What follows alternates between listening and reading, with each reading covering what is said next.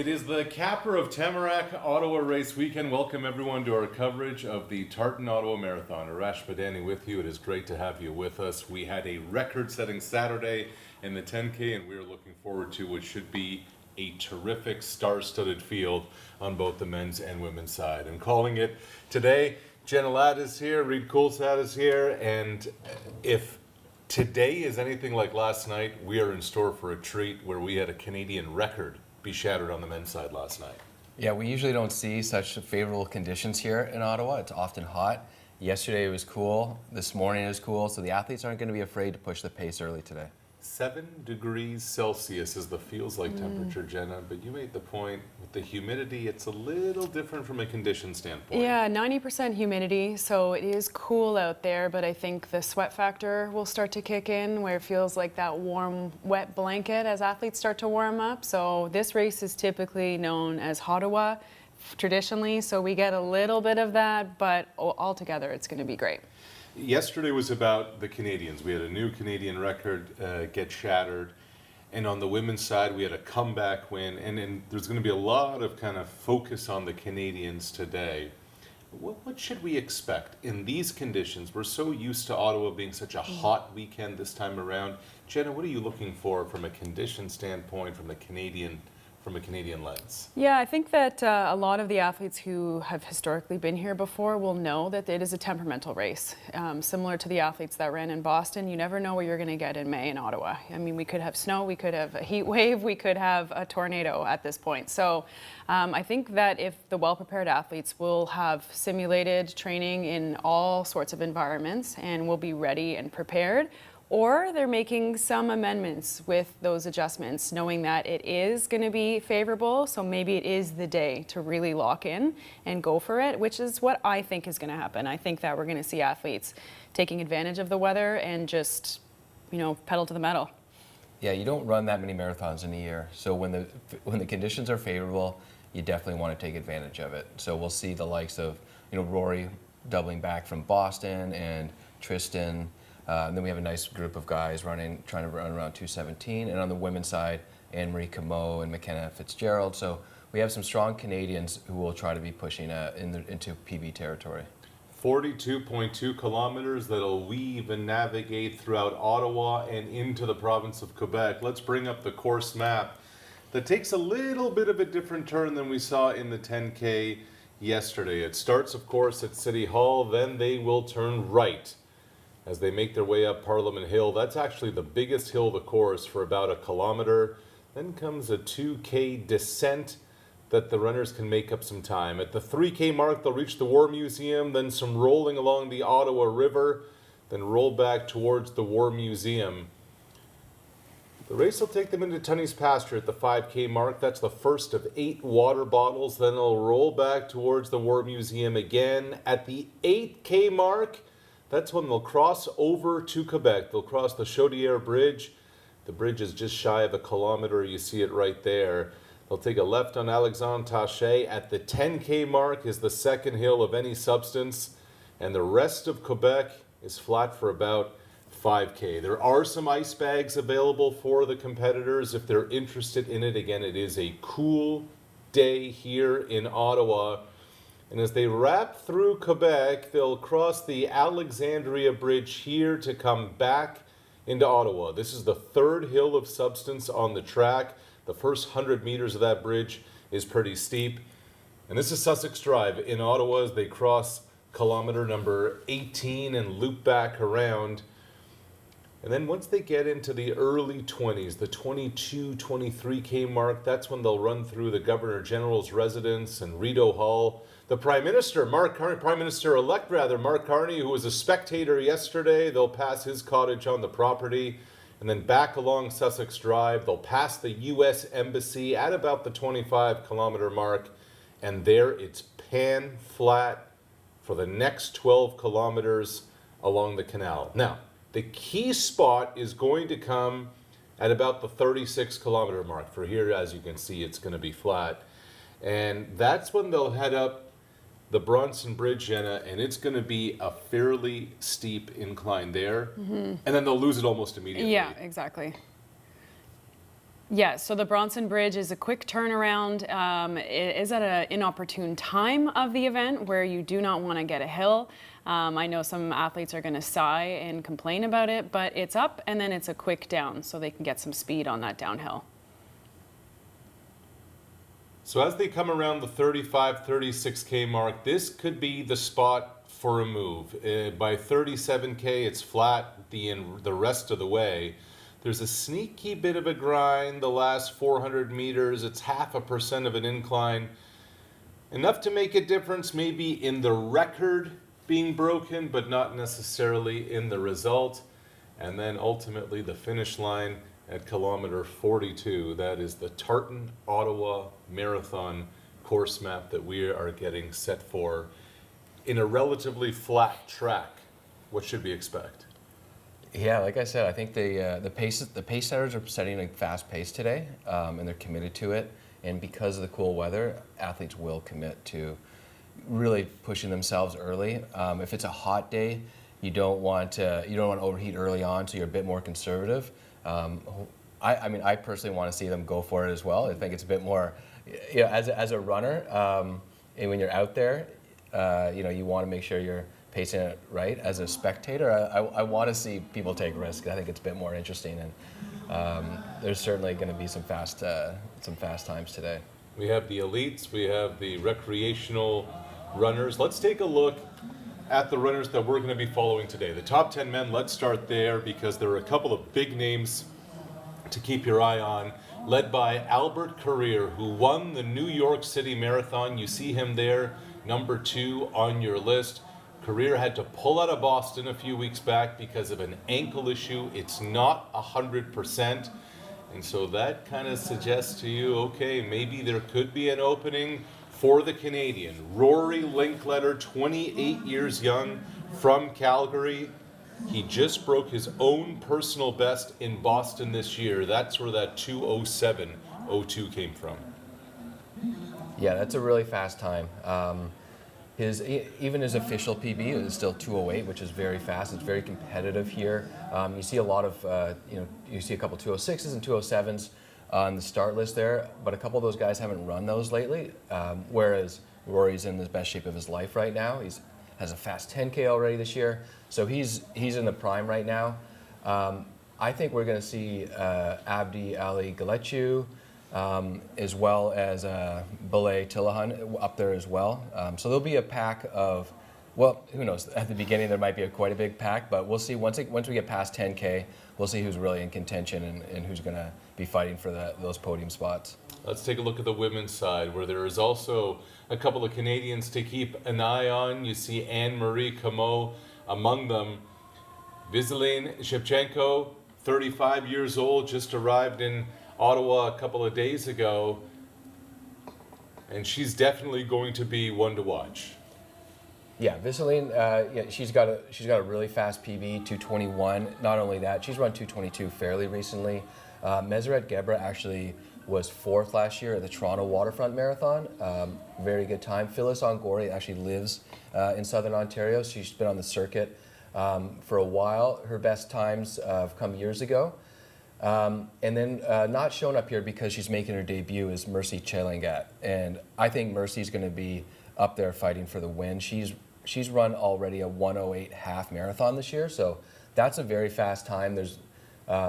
She might have one of the fastest half marathons in the field, and she's making her debut. She had a really good career at the University of Alabama on the NCAA circuit, and she seems really excited for today. Mercy Chelangat, 27 years old. You mentioned she ran the half marathon that was in Houston earlier this year. Jenna, what are you looking for today? Yeah, I'm with Reed. I think that Mercy is one to watch. I've had my eyes on her as well. I think she's going to be that surprise contender that comes out of the field that a lot of people don't know about. So I think that that's going to be a great introduction to her for our city, and not the first time we'll see her again. So as you see the runners getting loose, it's such an interesting time right now. 7 a.m. start. Obviously, marathon to marathon, it's different starting times. And we're staying in the same hotel as the athletes. 4 a.m., I'm smelling the coffee in my room. I mean, they've been kind of at it here for a few hours, just making sure the body's right. Yeah, you can't just wake up at, even though the race is at 7 a.m. and you might want to sleep until 6, your body won't be ready to go in an hour. You really have to get up and your body's got to wake up. It takes a little while. You want to be focused. You want to have already gone to the bathroom, those kind of things before you set off on a 42-kilometer run. So yeah, I came down to breakfast at 5:15 and there's only 2 athletes left there, and 2 actually athletes I know fairly well from McMaster. So Sergio, who likes to do the double, he did the 10K last night. He's coming back for the marathon. And then we have a couple of our top men are actually doubling back as pacemakers. So Andrew Alexander, who was 3rd yesterday, he's going to be pacing the women, that 2:23 sort of pace. And same with Max Turek, who was 4th yesterday in the 10K. So those guys are going to come back and set the pace for the top women. Yeah, that pace of 2:23 is set by Mercy Chelangat. On the men's side, the lead pace is going to be 2:07, and we're expecting Rory and CJ and Albert to be right there in that lead pack, Jenna. Yeah, I think it'll be a nice competition and battle between Rory and CJ as well. It was really fun speaking to them and watching them have that banter about chasing each other down the course. So I think we're going to see some friendly competition as well as a few, elbows up by Rory against his American pal. So I think that'll be a fun race at the start and all the way through. Yeah, and there's going to be different packs here, right? So you're going to have that front pack, like we said, Rory, CJ, Albert. Those are like the big names that we're very familiar with. Belay, Abdi, Dereje will be up there as well. And then, as CJ and Rory are coming back from Boston, so is another American in the field, Joe Whalen. So he ran 2:12 at Boston, and he'll likely be in that second group with Tristan Woodfine. So it's a risky move to go Boston, Ottawa with only 34 days in between. I wouldn't want to do it, but like I said, as a spectator, I'm excited for it to see what happens. They're obviously in good shape, but a lot can happen in those 34 days. It's on the right side of your screen, wearing the sunglasses in the purple and the pink, is Rory Linkletter. The 28-year-old was an Olympian in Paris 2024, and he said, "My definite goal is to win this thing." He said, "My mindset is do whatever it takes to win and don't hold back." He said, "The most exciting part is the opportunity to win a race." And he said, "This can be a proving ground for me." There's his friend, CJ Albertson from out of Arizona State, lives in Fresno, California now. And it was Albertson who said, "My goal is to be ready for Tokyo and the World Championships coming up for that." He said, "This race is a prep for that." He said, "I want to be top 3. I want to have my race tactics tight and be more with the lead pace this year." We have runners literally from all over the world for this 2025 Tartan Ottawa Marathon. So many great stories over the years in this competition. The 51st running on a Sunday morning, a cool Sunday morning in our nation's capital. Will it be a breakthrough for a Canadian? Could the American hold off? Or could we see Albert Career continue to rewrite his own resume, the New York City Marathon champ, making his mark in Ottawa? Final 30 seconds before we get underway. Again, the pace for the lead groups is set at 2:07 for the men and 2:23 for the women. The signature event of Tamarack Ottawa Race Weekend. From City Hall.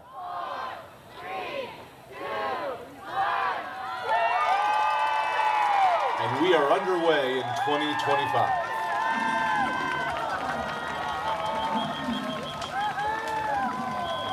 Yeah, I mean, again, I'm getting emotional. I always get emotional when I watch the start of the marathon. It is, like you said, Arash, our signature event. It is our Super Bowl. I mentioned it yesterday.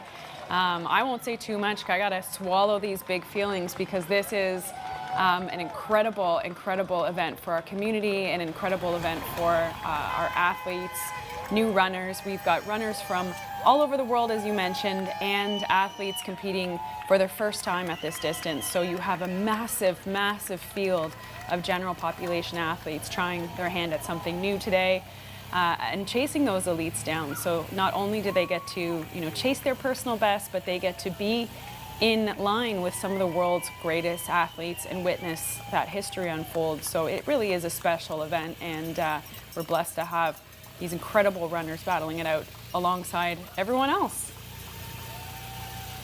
Yeah, so here's the lead men. We won't see the lead women individually until a little bit into the course, as they can only have one vehicle right at the start. So we'll probably just focus on the men here for a little bit, but you can tell, if you look at the bibs, you'll see pace on the front, so you'll know they're pacers. If they have their name on the bib, that means they're racers. And we see Albert, Rory, and CJ tucked in behind the two pacers here. And right off the bat, these guys, they know what they're doing. They're professionals.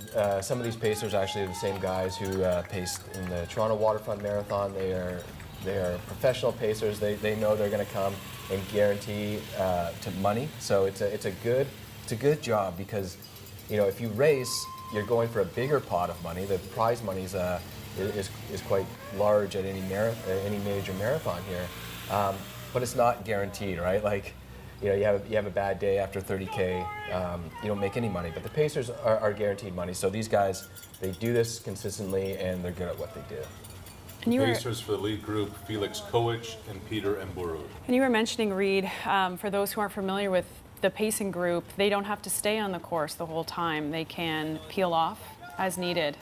So they can stop whenever they want to stop, but they cannot re-enter the course, right? So a pacer has to start with the racers, and they can fade back and pace a slower group. That's fine, but once they've stopped and they've come off the course, there's no going back. So you can't. You really would like pacers in the last 12K of a race, but you can't have someone lined up on the side of the course and then jump in and help you for those latter parts. So often the pacers, these guys, if they can make 30K, that'll be a great day for them. You'll see some of the pacers for the women might go a little further. Max Turek actually paced Natasha Wodak last year at the Toronto Waterfront Marathon for about 40K. He went further than he was supposed to, and Andrew Alexander did the exact same thing the year before in Toronto, where his coach had him maybe go 30K, and he went 35, 36, 37. His coach is like, oh goodness, this is way further than you've ever run. So sometimes they get carried away helping other athletes, but the pace that these guys are setting, 2:07, just to get to 30K will be a good challenging run. So there's Rory Linkletter, again, of Calgary, in the middle of your screen, just behind the pace setters. The game plan coming in for Linkletter: be in position to make a move, be in position to match a move. And I thought it was interesting that Linkletter said someone can actually win this race before 10K. I thought that was a really interesting way of kind of thinking about what this Sunday morning could be like in a 42.2 kilometer run. Yeah, I would say the opposite could be true too. Mm-hmm. You could lose this race in the first 10K if you go out too fast.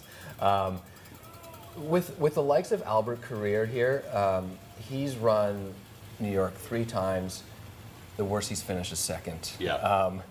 Boston, he's been top 6 at Boston a few times. So he's the type of runner that could pace this race really well. So it would be really tough to get going really early. So Albert Carrier, you mentioned New York City. The question coming in for the 31-year-old is the ankle. It forced him to miss the Boston Marathon. It was about a week before Boston that he hurt it, and he said, look, it was stressful for me. I had to refocus. If that ankle's okay, Carrier is by far the favorite coming into this race, but he hasn't competed since November. And so this is going to be a big question mark coming in 6-7 months later in terms of just how ready he is going to be to compete. Yeah, that's a really good point. So the fact that he's racing today, I think his ankle's probably feeling pretty good. But what happened in the last 5-6 weeks there? How much was he able to train in the middle of April when he did presumably twist his ankle, right? So was he off for 2 weeks or 3 weeks, or was it not that bad? So we'll see how he goes, but if he's on, he's like you said, he's by far the favorite. So this is the lead men's group. We're going to take you around the rest of the marathon as our morning goes on. It'll be interesting too with Career in these first 2 kilometers, that net downhill. He may get a little bit of head start on some confidence. So I think all the athletes know that it's that downhill mark to start, but we'll really start to see once the hills kick in, once some of the turns, twists and turns and volume sets, is where those healthy ankles start to make a play. Yeah, and right now we're looking at I think it was probably the second wave of the marathon. So with thousands and thousands of people starting this morning, just logistically, you kind of have to start them in waves. That way, you get a more accurate time. Like when you start, you're not starting, minutes after the gun goes off. The gun will go off in waves, and chip time is really what matters for the masses. No one's worried about what their gun time is. It's always about chip time. Versus the elites, chip time doesn't matter. It's gun time. So, if someone starts 2 seconds behind somebody else and ends up being closer, like 1 second behind, and has a faster chip time, that does not supersede the overall results. It's always gun time for the elites. So this is our second wave, and as Reed mentioned, we have athletes taking off about every 5 minutes, all the way until about 8 a.m. So some athletes are standing in those corrals for a full hour before they start. So we go from the fastest athletes to typically the walkers at the very end. And if you see those little signs bobbing up and down, those are the pace bunnies. They actually have bunny ears on, and they carry their sign and stick throughout the race. Having been a pace bunny for Ottawa Race Weekend myself a number of times, the bunnies actually are in a secret competition with one another. Oh, they are? Yeah, to see who can get closest to their goal time. They're not allowed to stop at the finish line and hang out. They win something called the golden carrot. So is there an actual golden carrot? It varies from years to year. But there is a little bit of healthy competition amongst pace bunnies. And pace bunnies are selected based on acumen and experience, and they are only given pace times that are comfortable. So times in which they could speak and direct athletes around them. Most pace bunnies looking at trying to achieve their goal time maybe slightly under the given time, and communicating that with the athletes around. So typically as a bunny, you'd look around and you'd have hundreds of athletes shoulder to shoulder with you, relying on you to finish maybe their goal time or personal best. So it's a really rewarding experience, and all these bunnies do it as a volunteer. And somewhere in that madness runs Michael O'Brien, who is competing in his first marathon this weekend, and he's doing it to thank CHEO's cardiology department for saving his son Arthur and for helping kids across Eastern Ontario every day. Last year, Michael O'Brien raised over $50,000 for CHEO. One of the great stories, one of the many great stories from this Tamarack Ottawa Race Weekend. Yeah, this event is really an incredible charity fundraiser. So not only does it provide a ton of support for the Ottawa economy, but there are millions of dollars in charitable contributions from athletes and organizations that are supporting charities from all over Canada and across the world today. So $1,132,000 plus in charity fundraising throughout this event. You'll see a lot of athletes with charity outfits, sometimes in costume. It's pretty extraordinary, the stories that you hear and the individuals that you meet. And again, Arash, I mentioned I was going to get choked up. This is in part 2 of me feeling the vibe of this race weekend and why it's so important for so many athletes. Not only is it a physical goal, but they are doing something to support the world in it becoming a better place, and their peers and their fellow countrymen as they go here. So it's an extraordinary event of personal gain as well as community gain. Some $10 million raised for charity as part of Tamarack Ottawa Race Weekend over the years. More than 36,000 have registered for this event. We'll be keeping an eye on the elites, but we just want to give the flowers to those who are knocking off a bucket list item or just want to get out for a personal achievement, it really is an incredible event.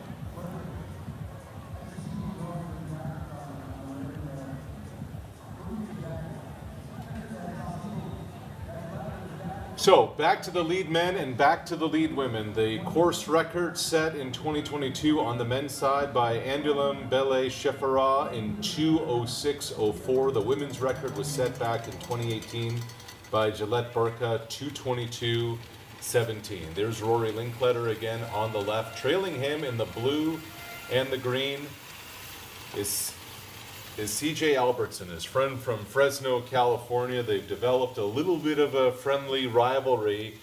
And it was Albertson kind of coming into this marathon who said, actually, I haven't been in crazy good fitness. He said, last year in Chicago, I felt great, but he said the training, workouts, the lead up to Boston, he said, I haven't gotten the volume I've needed. I haven't had wow moments in training. But he said, look, if the first half of this course, I'm getting through it, if the pace is fairly quick for my fitness, with the second half being flat, I think I may have a shot in there at the end. Yeah, CJ, he races a lot. He's done some things that have raised eyebrows. One time I think he ran 2:11 for a marathon, and the next week he did the same thing, right? So he's doing things that are unknown. He's also the world record holder for the 50K. So he's got a time of 2:38. I think that is basically coming through the marathon at about 2:13 and keep on going for that 8K, right? So it's 3:10 per kilometer. So he's done some crazy stuff out there, and he's led Boston Marathon a couple times, like well into the race. So he's not afraid of going forward. He's not afraid of doing some pretty crazy challenges, but yeah, he's here today, just like Rory, 5 weeks or so after Boston, ready to throw down. Taking a look at the lead women now, there's the three pacers in front. A couple of Canadians, Andrew Alexander, Max Turek, who ran the 10K yesterday, leading that charge. And on the Canadian side, we're going to keep an eye on a couple of them. Anne-Marie Comeau, 28-year-old from Quebec. Reed, you know her quite well as her coach. Yes, I coach Anne-Marie and her partner JP. So JP's actually out there as well, helping push the pace. They would probably be in the next pack.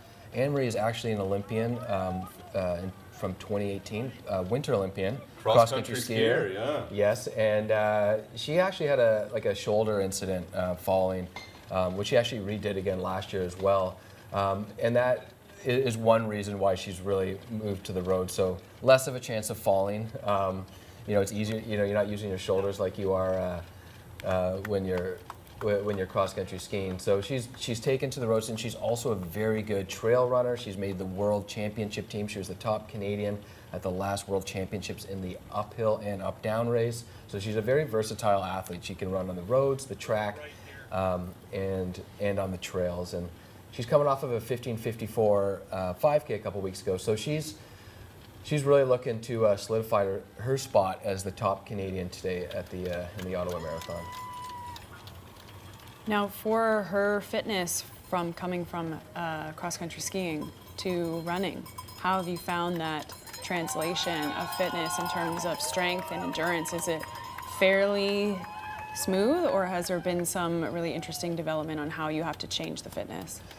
I think in general, it's cross-country skis are very fit, right? You're using your whole body to propel yourself, so their VO2 maxes are really high. So as long as their gait is efficient enough, they usually transition really quickly to running. It's just the speed, right? That's quite a bit different. Fast turnover when you're running. But yeah, she had a good career at Laval running, so she's always been a runner as well. It's just now her main focus is running. McKenna Fitzgerald, a 25-year-old from Kamloops, BC, another Canadian to keep an eye on. She ran the 10K here last year, did it in 34:10. This is Fitzgerald's second career marathon.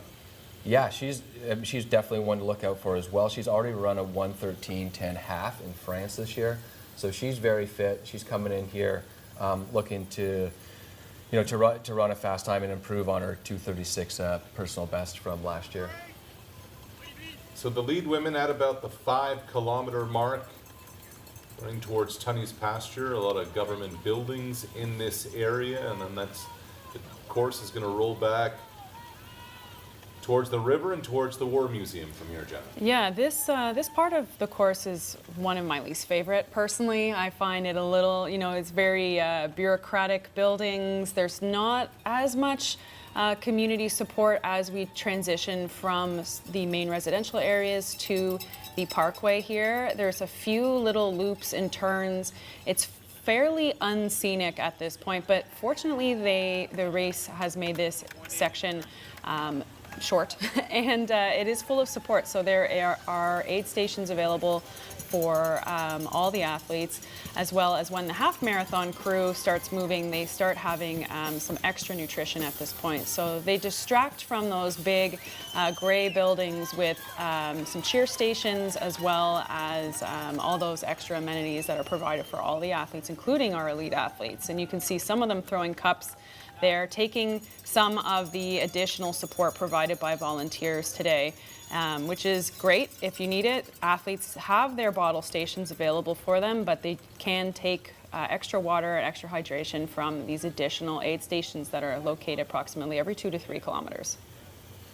Yeah, we just saw the women go through the feed station there and grab some bottles. So the pacers, if they're doing a good job, they're calling out that the bottle stations are coming. Often, look at Max and Alex are both quite tall. The women are tucked in behind there, so they might not see those tables, so they called those out.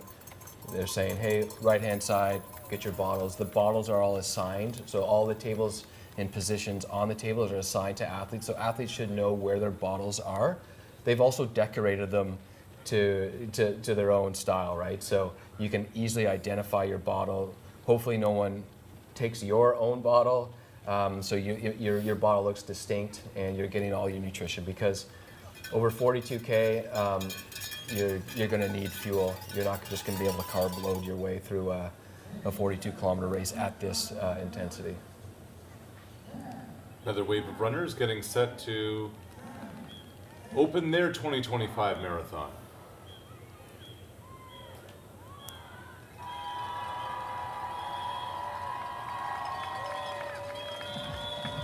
So this group here is the 4-hour or less group typically. So this is approaching the median average largest pack of the whole marathon. Between that 4-hour and 4:30 estimated finish is typically when you see the largest volume of runners coming through.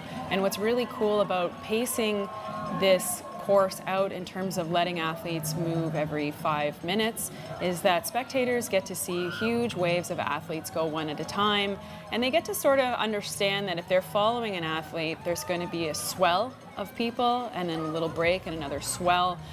So it does give our spectators an opportunity for those bathroom breaks or to make adjustments and to more easily track their athletes throughout the event. If you are logging into the Run Ottawa app and you are following some of your athletes, you'll notice that some of the tracking will lag here and there. Our elite athletes just sort of refreshed 20 minutes into the event, so don't panic if you are tracking someone at home. The pacing is always temperamental. It can be based on weather, can be based on those mats that they run across. There's a lot of different things at play to get an accurate reading for your athlete. Trust that they are okay out there. Hopefully they've done the work, and those apps will refresh periodically over time.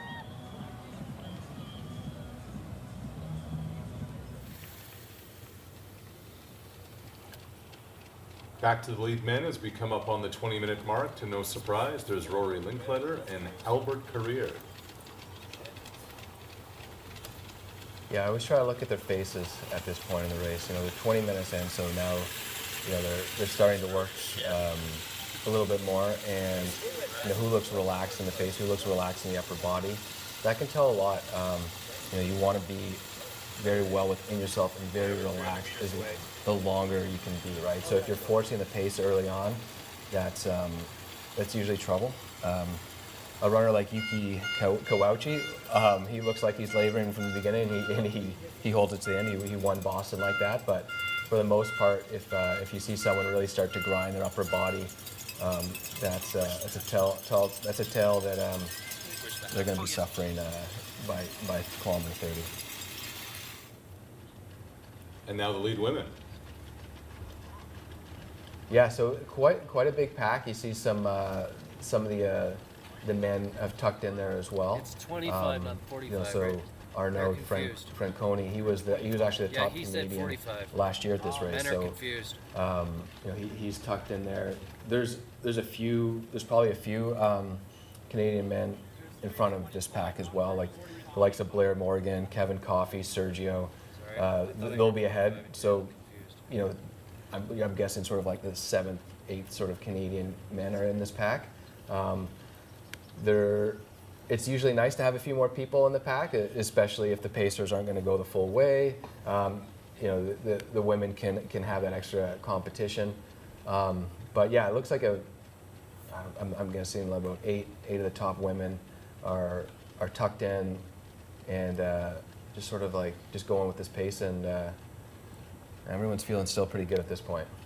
Very early on in this race, the men are averaging around 3:01, 3:02 a kilometer. The women in the low 3:20s per click so far. I mean, incredible pace. As you know, you see them and you see them run, and it looks relaxed, it looks comfortable. But for the average athlete, running at that pace would be a full-on effort. So to be able to sustain that kind of pace for 42 kilometers, relaxed with a good headspace, with positivity, is an extraordinary feat unto itself. Whether you're, going to podium today or going to hit a personal record. These elite athletes, their pace is really incomparable. So it is a pleasure to watch them run so effortlessly here in such ideal conditions. Yeah, I do like it when somebody runs along them from like a spectator will run Yes. alongside, and then you can see just how labored they are trying to run. For context, the men here are running about, if they were to run on a track, a 400-meter track, they'd be running about 72, 73 seconds per lap, and they're doing that over 100 times in a row. So, if you ever want to see what it's like to run at that pace, just go to your local track and rip about a 72-second 400-meter, and you'll get a taste of their pace. This is the last big group of recreational runners getting their 2025 Tartan Ottawa Marathon underway. Again, more than 36,000 competitors as part of a Tamarack Ottawa race weekend. So throughout this broadcast today, you'll see thousands of people lining the entire course. And we'll talk more a little bit about those individuals as we go today. But historically, this event will draw 200,000 spectators. Now, I saw that Amazing. fact and figure, and I shook my head and I said, no way, that is extraordinary. That is almost a quarter of the entire city. The population of Ottawa, a quarter, are out this morning watching these events, or last night. That is extraordinary. That is a number that, rivals some of the largest marathons in the world, and this is one of them. So it is really, truly incredible that the city gets up and goes to support these athletes, whether they know them or not. And we will see that support for both the recreational athletes and the elite field throughout the entire 42.2 kilometers this morning. In terms of economic impact globally, a top 18 running event, this Ottawa Marathon. Yeah, top 18 in the world, right? Yeah. Mm-hmm. So that's it's quite substantial and economic boom for the city. When I've raced here, I've always felt that there's a lot of crowd support. I always feel that the city really gets behind this event. Sometimes you go to bigger cities and it's just one thing that's sort of going on, but this weekend, this is the thing that's going on, and it is a big deal for the city, and you do feel it when you're out there on the streets that the people are genuinely excited to see you out there giving your best. It's true. We have small businesses from across the city that will feature and offer promotions and discounts and special products specifically for this weekend. We have local breweries partnering with the event, providing custom-made beers that are themed towards this race weekend. We have health and wellness studios that will offer free access for athletes post-event if they show them their bib. We have our local spas that are going to be absolutely full this evening and tomorrow with athletes hobbling around after their success. It is just really incredible to watch the whole community gather around, and not just the downtown crew where this event takes place, but all the way through the suburbs and into the small municipalities outside of the city. It really becomes a community event and a way for all the folks in Ottawa and a ton of visitors from outside the city to connect with each other and support these athletes. All right, back to the lead men. You see Rory Linkletter on the left, Albert Carrier out in front. He's in the middle in the orange behind the two pace setters. Again, Carrier won the New York City Marathon, is dealing with a bit of an ankle issue. He said, I remember coming here in 2019 to Ottawa. He said, I was low in experience. I learned it was a different level of running. He credits a lot of his kind of rise with the lessons learned from this event 6 years ago.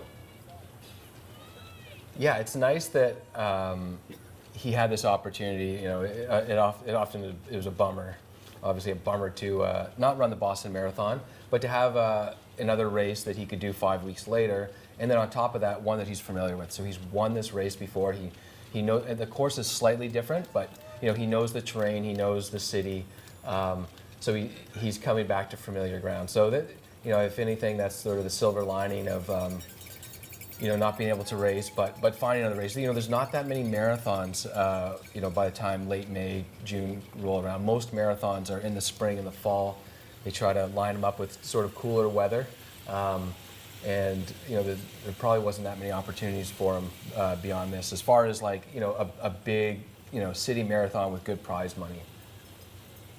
And this is a risky marathon to go for some individuals when it comes to the weather. Genuinely, it could be really, really tough. We have seen athletes in the last year having to modify their plans entirely because of 20, 30 degree plus weather and extreme weather warnings. Even in the last couple of years with some of the wildfires and the considerations with the climate change and different things going on for our athletes, it can be a tough event to train for and set your sights on for records or for travel for some instances. So it will be a really interesting turn of events today with these ideal conditions. Okay, one athlete we haven't talked about much in the lead women's pack here is Paige Wood. So she's an American, and she's run 109.20 already this year. She ran that at the Houston Half Marathon. So she's up there as well in the lead pack.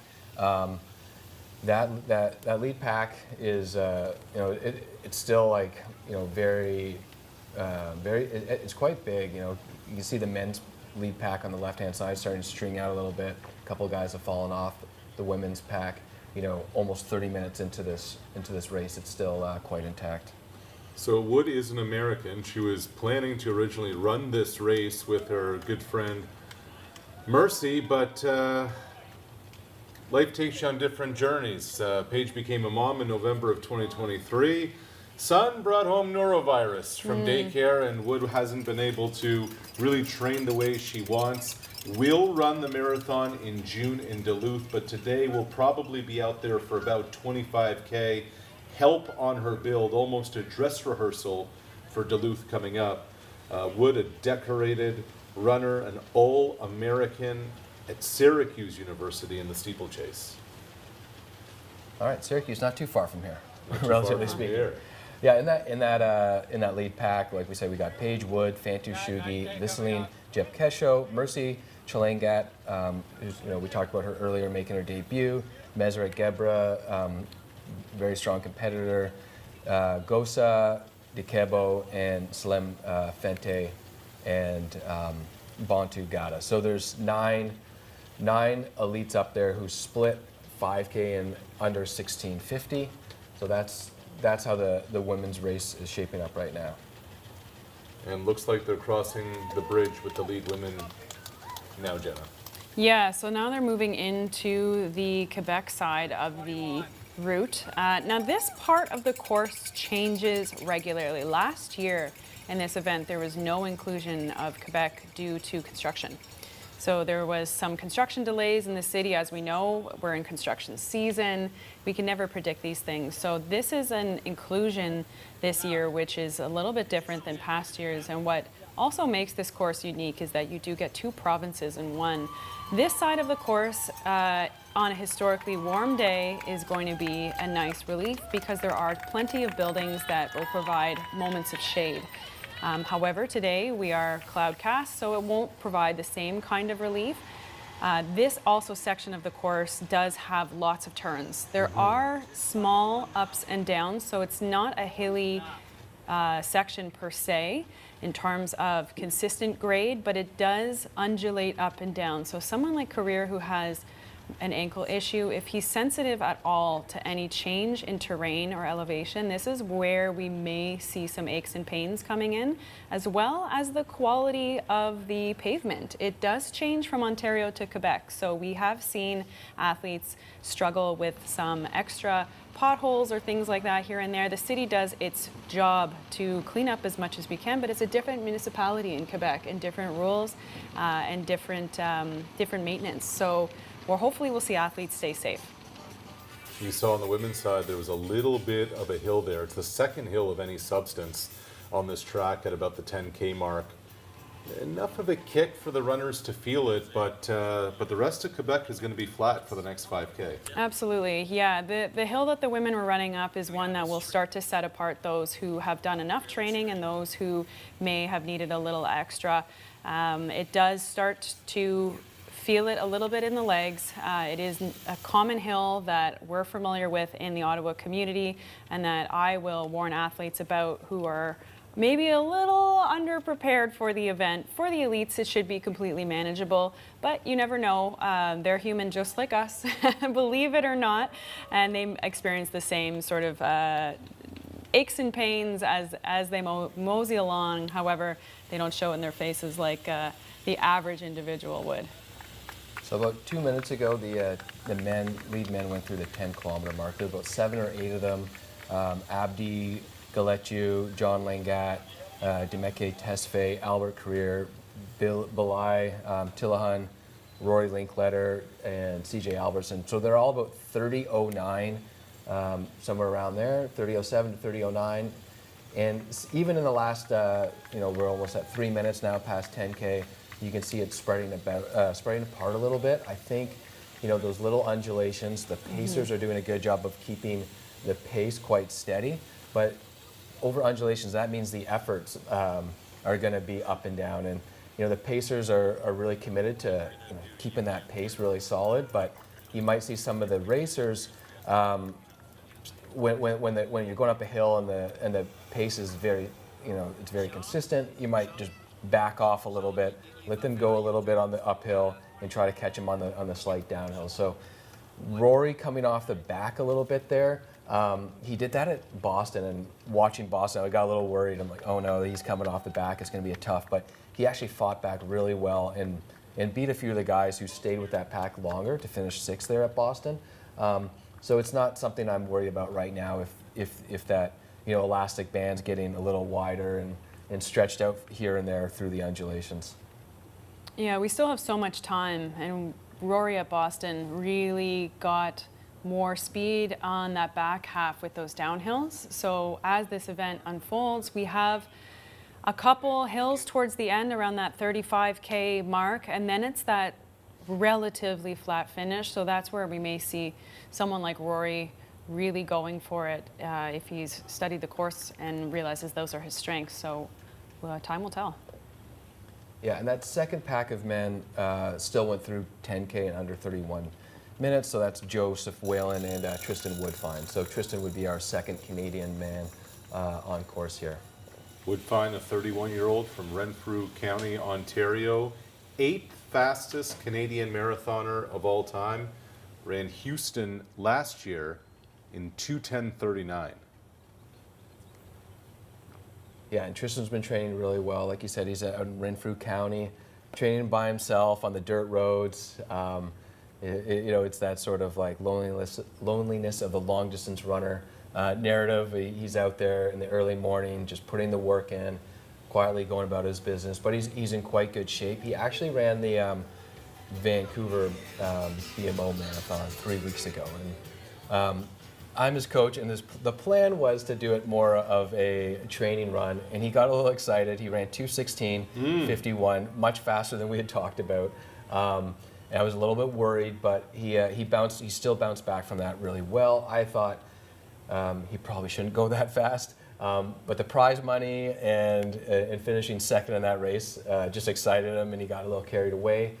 So I think he's safe. I think he recovered well enough, but you know, we'll see. But you know, he's a competitor, and he's ready to go for it today too. So what's the message after that? Obviously, in the moment he's going for it, but in terms of the turnaround, in terms of what you have to do to get ready for the next one, what are some of the things you share? Yeah, so of course, you know, after any marathon, you really have to focus on recovery. Even if you're not coming around to do one 3 weeks, 5 weeks later, even if it's going to be half a year later, you always want to recover properly. But when you do something like Rory and CJ and Joseph and Tristan are doing here, you know, you have to balance recovery with staying fit and staying sharp. So, you know, you don't want to wait too long for that first workout, but you don't want to force it either, right? If you do it too early, you might set yourself back. You might be doing yourself more harm than good. So you really have to listen to your body and kind of find that right balance to get ready for the next one.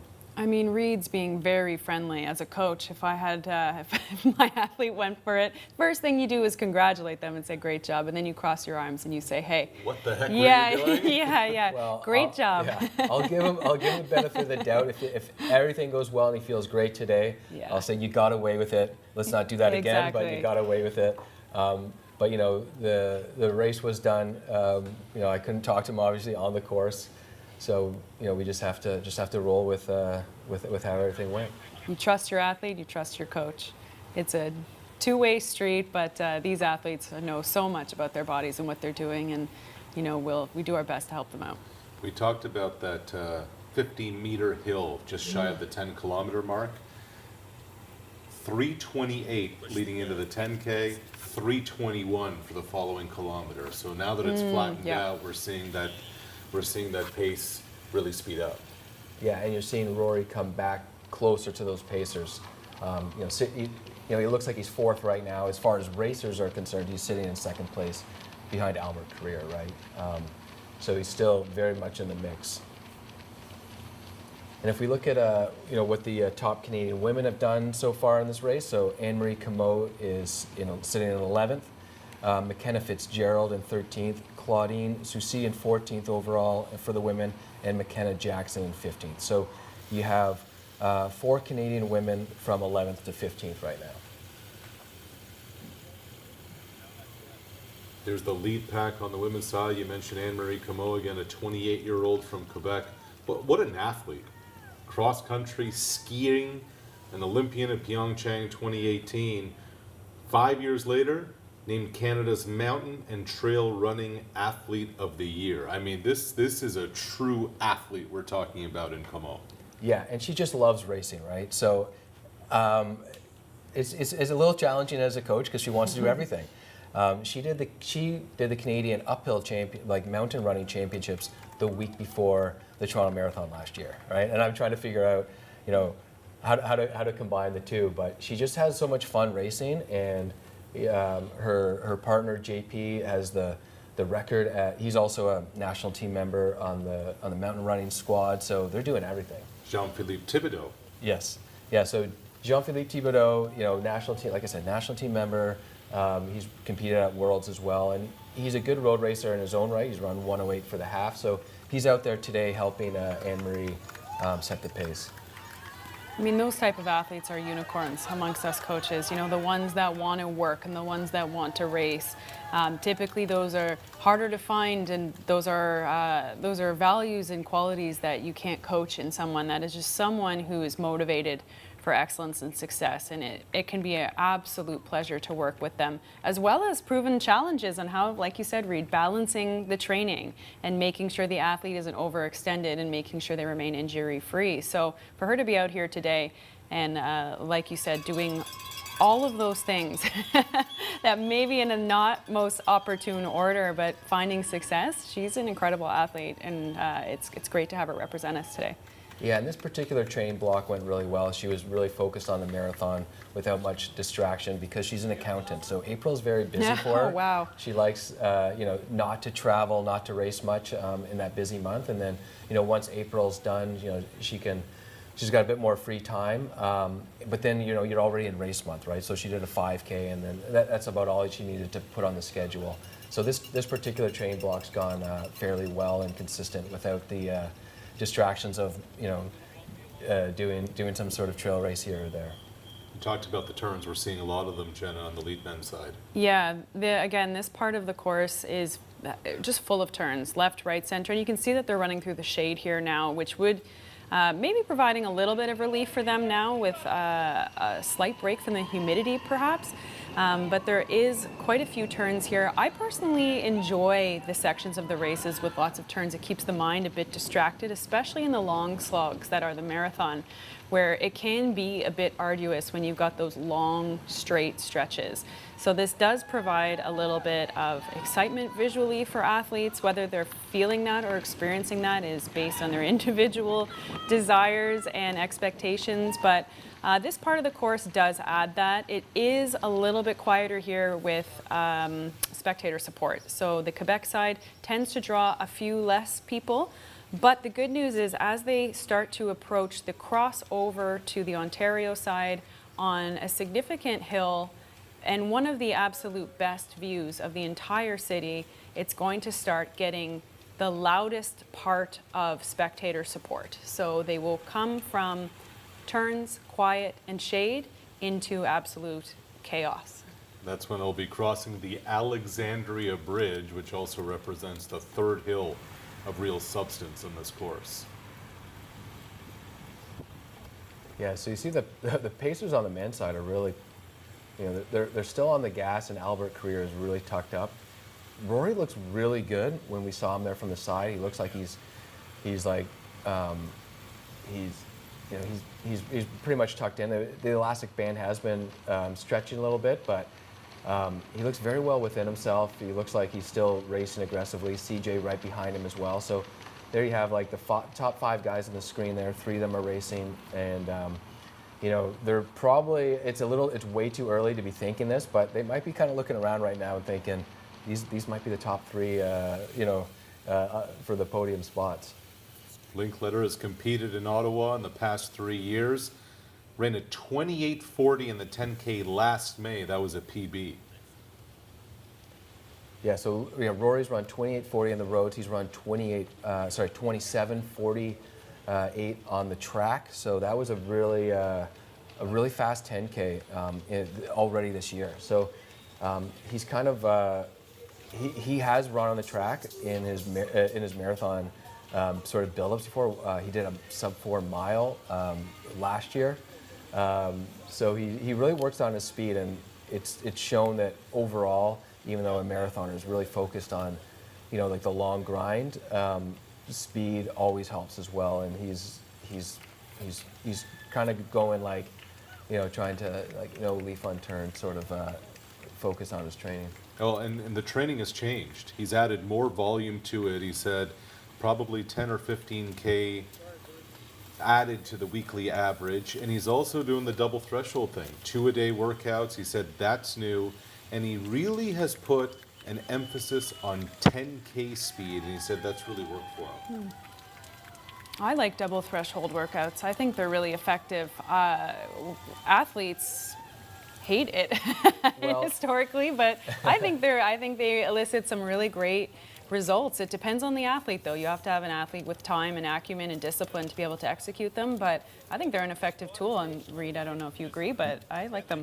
Yes, I mean for a full-time athlete, who can, if he or she can really focus on recovery throughout the day, then yes, it is a great tool to have, and it's caught on. It's been around for a long time, but it's really gained popularity in the last few years with Jakob Ingebrigtsen, setting records and is a very big proponent of the double threshold workouts. So yeah, people I find get carried away with them. They see people doing them, and then all of a sudden they start doing them every single week, and that's typically not how you put things into your training plan. You would ease into them, introduce them, but maybe not go full on. But athletes that have are full-time athletes and who can focus their day on recovery certainly are doing this quite a bit. So here you are, the lead men, and this is where it gets a little tricky. They're crossing the Alexandria Bridge to come back into Ottawa. The first 100 meters of this bridge is quite steep. You can see it. Great job by our camera crew here to kind of capture that. It's going to get flattened for about 600 meters, and then the next 300 meters or so, it's going to be a gradual climb, about a 4% incline. So that is how the runners are going to come back into Ontario and back into Ottawa.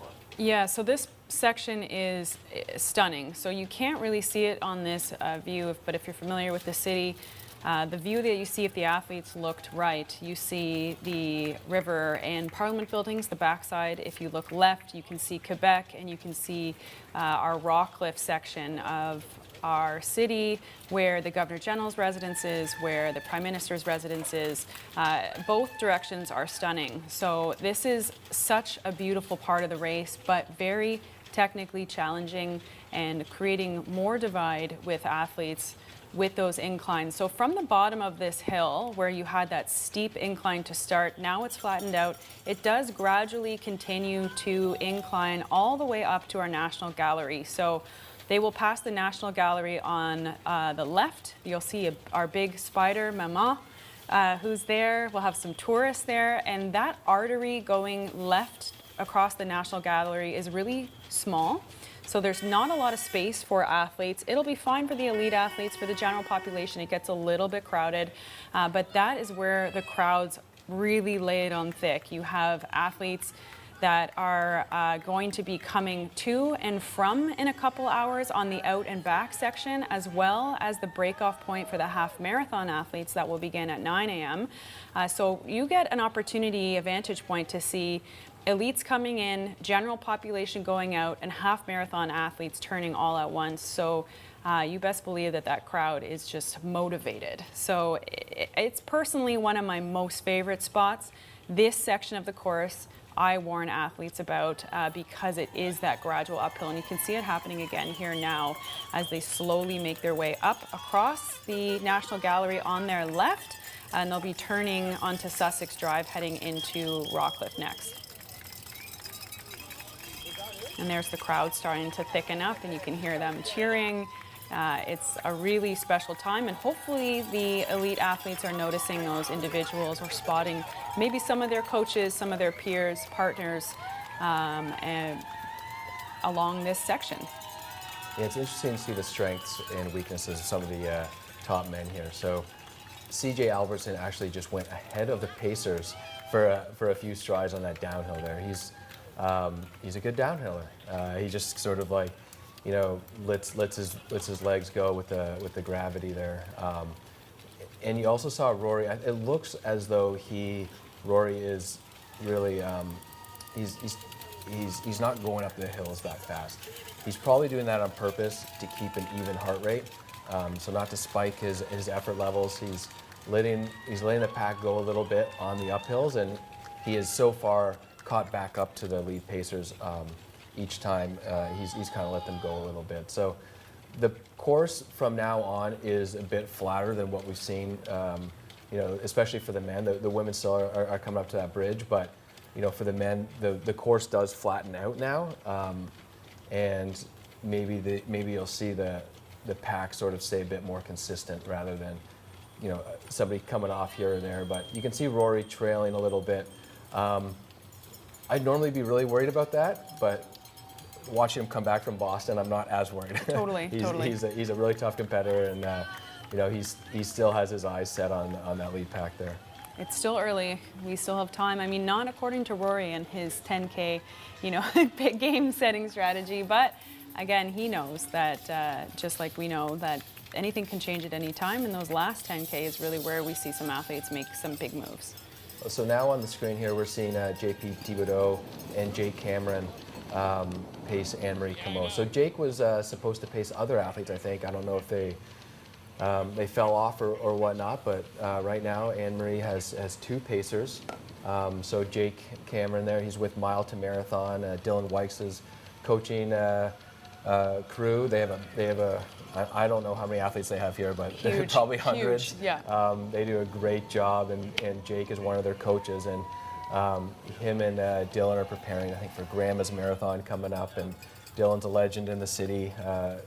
He's an Olympian. He was 20th at the 2012 Olympics in the marathon, and so that's his buddy, his coaching, his personal coach, and also his training partner. So they're giving Anne-Marie some company here, and here's the lead women coming up to that hill as you talked about, Jenna, and Kevin Coffey is now in that group. So Kevin is a good runner, and he must have fallen off that second kind of group of Canadians, and he's tucked in very well here with the lead women. That hill does not look fun, by the way. Yeah, it's not great. If it looks steep on camera, it's Yeah. steep because everything looks flatter on camera. So typically when we do group runs in the city and training runs, we'll take this section because of the view, and I truly wish, if you're not from Ottawa and you're tuning in, the view is extraordinary, but I usually stop people mid-bridge and I say, take out your phones, and we do pictures, we do selfies, we do group photos, and I said, stop your watches, it doesn't matter. This is Canada. This is beautiful. We have a privilege to run in this city, to be safe, to have this extraordinary access in this lovely city of ours. So that bridge is really, really important in our city. And it was closed for the marathon for a couple years because of construction and renovations, but it's open again this year, and I'm so thrilled that our athletes get to cross it again, because it's a little legendary crossing. And actually, my first marathon ever, he was here in 2009, and I stopped on the bridge to take a pee. Oh yeah, yeah. Because there's no spectators there. I was There like, isn't, yeah. I had to that's go, right. and I was like, where can I go? Where can I go? And finally, and I think that was the only time in a marathon that I had to stop to pee. But Rory's doing a really convenient job for us, staying with the lead men. We have 3 motorcycles on course, so we have one for the lead men, one for the lead women, and then one that would roam for the lead Canadian man or Canadian woman. And Rory's doing a great. We often don't see a Canadian with the lead group, but Rory's that caliber of athlete that can do it. So. Yes, conveniently, so he's up there rolling with the lead group. I can't even remember the last time we've really had a lead man here rolling with the lead group. They bring in really good runners, like you said, from all over the world, typically Kenya, Ethiopia, and we usually don't have anybody that can keep up with them, but Rory's still in this almost an hour into the race. Yeah, it's really interesting to see the men evolve here. It's a really good example of anything can happen and where strengths are with each individual, because 1 minute CJ's leading, the next minute it's Rory, the next minute it flips again. So again, I don't know, I wish I could make a prediction here. I think that you're right that we could see the top finalists here, but who takes it at this point is, I don't know. Well, now that it's flattened out, we're seeing them speed up too. They've gone from 3:05 split to 2:55. Wow. From kilometer 16 to 17, now that they've gotten over that steep climb. Temperatures have crept up to 9 degrees Celsius, although the humidity is over 90%. It was interesting talking to Rory Linkletter this week. He just said, look, these conditions, it's one less thing to worry about. He said it's as close to a lab setting that you're going to get in a road race. I thought that was a really interesting way of putting it. Yeah, if I was to pick a temperature to race a marathon, it would probably be 7 degrees. So right. what they started with was great. as Jen mentioned, the humidity is not ideal, but as far as temperature-wise, like, that's perfect. There looks like a little bit of confusion on which way to go there, Yeah. but they figured it out. Yeah, there are sections of this course where the volunteers really have a lot of responsibility. And in the elite technical meeting that we had the privilege of chatting about, there was a lot of emphasis on who to follow, who not to follow. Some really big capital letters: do not follow motorcycles, pay attention to this. And I think the indication was that mistakes have been made in the past, and we know that there's been athletes who have gone the opposite direction or been disqualified for doing something that they didn't mean to based on direction. So because there are so many turns and because there are so many out and backs on this course, as well as the combination of the half marathon route being partially along the marathon route with different turnoff points, the volunteers, who are volunteers, have to make sure that they see the bibs of the individuals, make sure they're classified as half or full marathon athletes, and direct them appropriately. But we know, and Reed, you would know this as well, is when you're focused and you're racing a marathon is that tunnel vision. And nothing around you really becomes as clear as your goals. So some of those athletes might not be as cognizant of where they're going and what they're going, is where you see that confusion. But the volunteers are going to do their best. But sometimes you get a little bit, oh, here they're coming, and then you don't know, which way to go, or some athlete, but we'll see. It looks like crisis has been averted, but it'll get a little bit more chaotic as the general population comes through and when the half marathon starts in an hour's time. There's Anne-Marie Comeau, the lead Canadian, 4th career marathon for the Quebecer. Yeah, she had a couple marathons before I coached her where she wasn't really that focused on them, and she still did really well. And then, her last couple of marathons have been 2:30, 2:34, and 2:35, so very competitive. And today she decided, training's been going well. She's going to go for a sizable PB. She has already run 1:11:53 for the half marathon this year. Wow. So it's it was a great marathon there towards the end of March, and since then she's just put her head down, trained hard, and that 5K of hers went really well 2 weeks ago in Quebec with a 15:54. So she's very ready, and she's committed to sort of like see how she can do with a sort of a 2:30, 2:31 pace here in Ottawa. She looks super smooth running uphill. If you didn't know that this section was uphill, she looks great. She looks super relaxed. Good job, coach. Now she has finished top 20 in the world in the uphill championship. Okay, so that's a it, very right. steep uphill race that's about an hour. You really don't even get these races around here in Canada. We just don't have the mountain. So the last one, the last World Championships was in Austria. So she's running up the Alps. So these little hills, although at this pace they're going to be tough, as far as the steepness is concerned, she might not even consider that a hill. Yeah, absolutely, and that's relative, right? A lot of these athletes are, this event is touted as flat, and as someone who lives in the city, I would argue that. I would say, hey, there are some hills, but then you would go to any other place in the world where there are actual real hills and realize how flat in comparison it is. So it makes sense. But yes, you're right. She does look so smooth.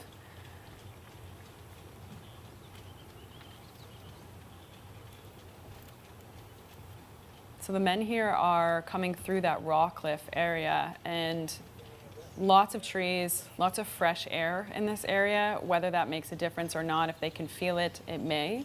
There are opportunities for shade here with those big trees and with a lot of the housing that they're going to go through in those the neighborhoods of Rawcliffe. Again, not making a huge difference today, but this section is really community oriented. I don't think they'll have them out for the lead men and women this morning, but oftentimes there are fire trucks that will bring their fire hoses out and Really? create little misting stations that you can run under. There are sponge stations for the general population, and then we see the residents of Rawcliffe out with their hoses, with extra snacks, bananas, popsicles, freezies. donuts. So they really come to town and they really support athletes. I don't anticipate the elites taking advantage of those things, but the general population, absolutely, you'll grab a freezie and run through those fire hoses to cool down for sure. Yeah, the elites have their own bottles set up, so they're, like we talked about earlier, they're decorating them. They're also putting exactly what they want in them, what they've trained with.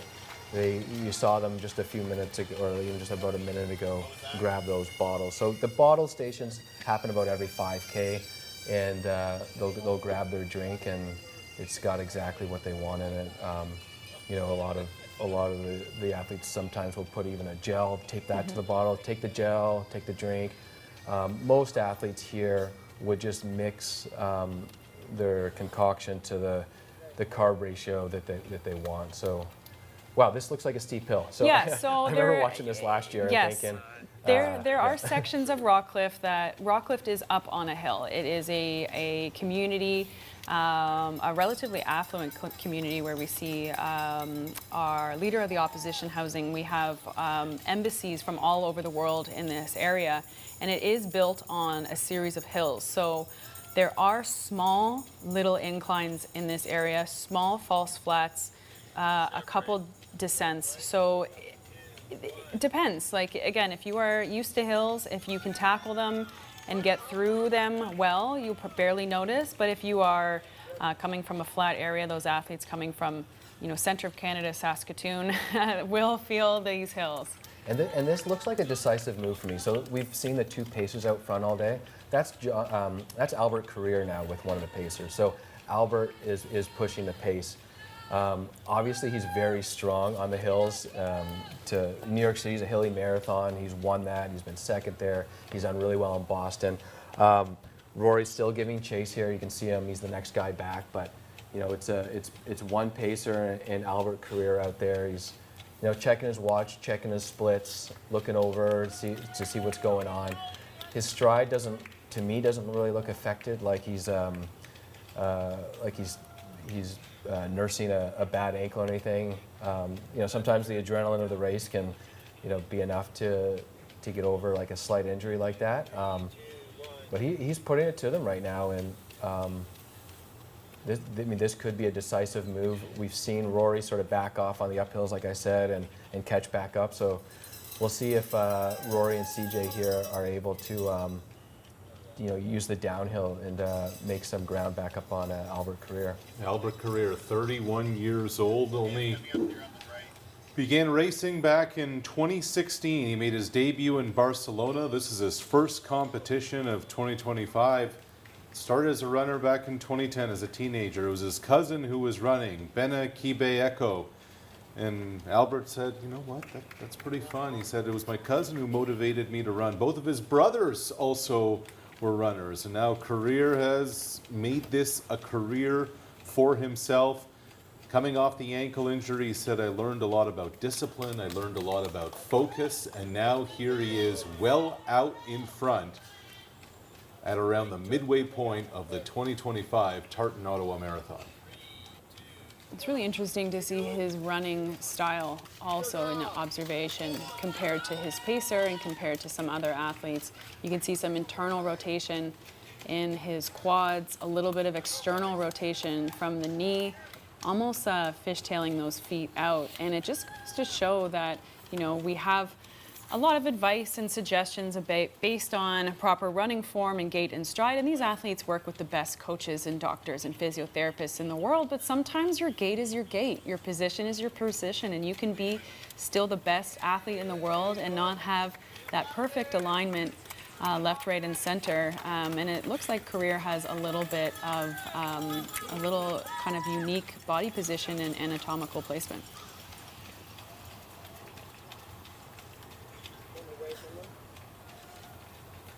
Yeah, it looks like it would be noticeably cooler through this area, especially as the roads haven't completely dried in this Rockcliffe area. So with the cloud coverage, the extra foliage, the elevation in this area, it's probably going to feel cooler in the air, but a little bit of that humidity blanket as they're running through, up and down these micro hills.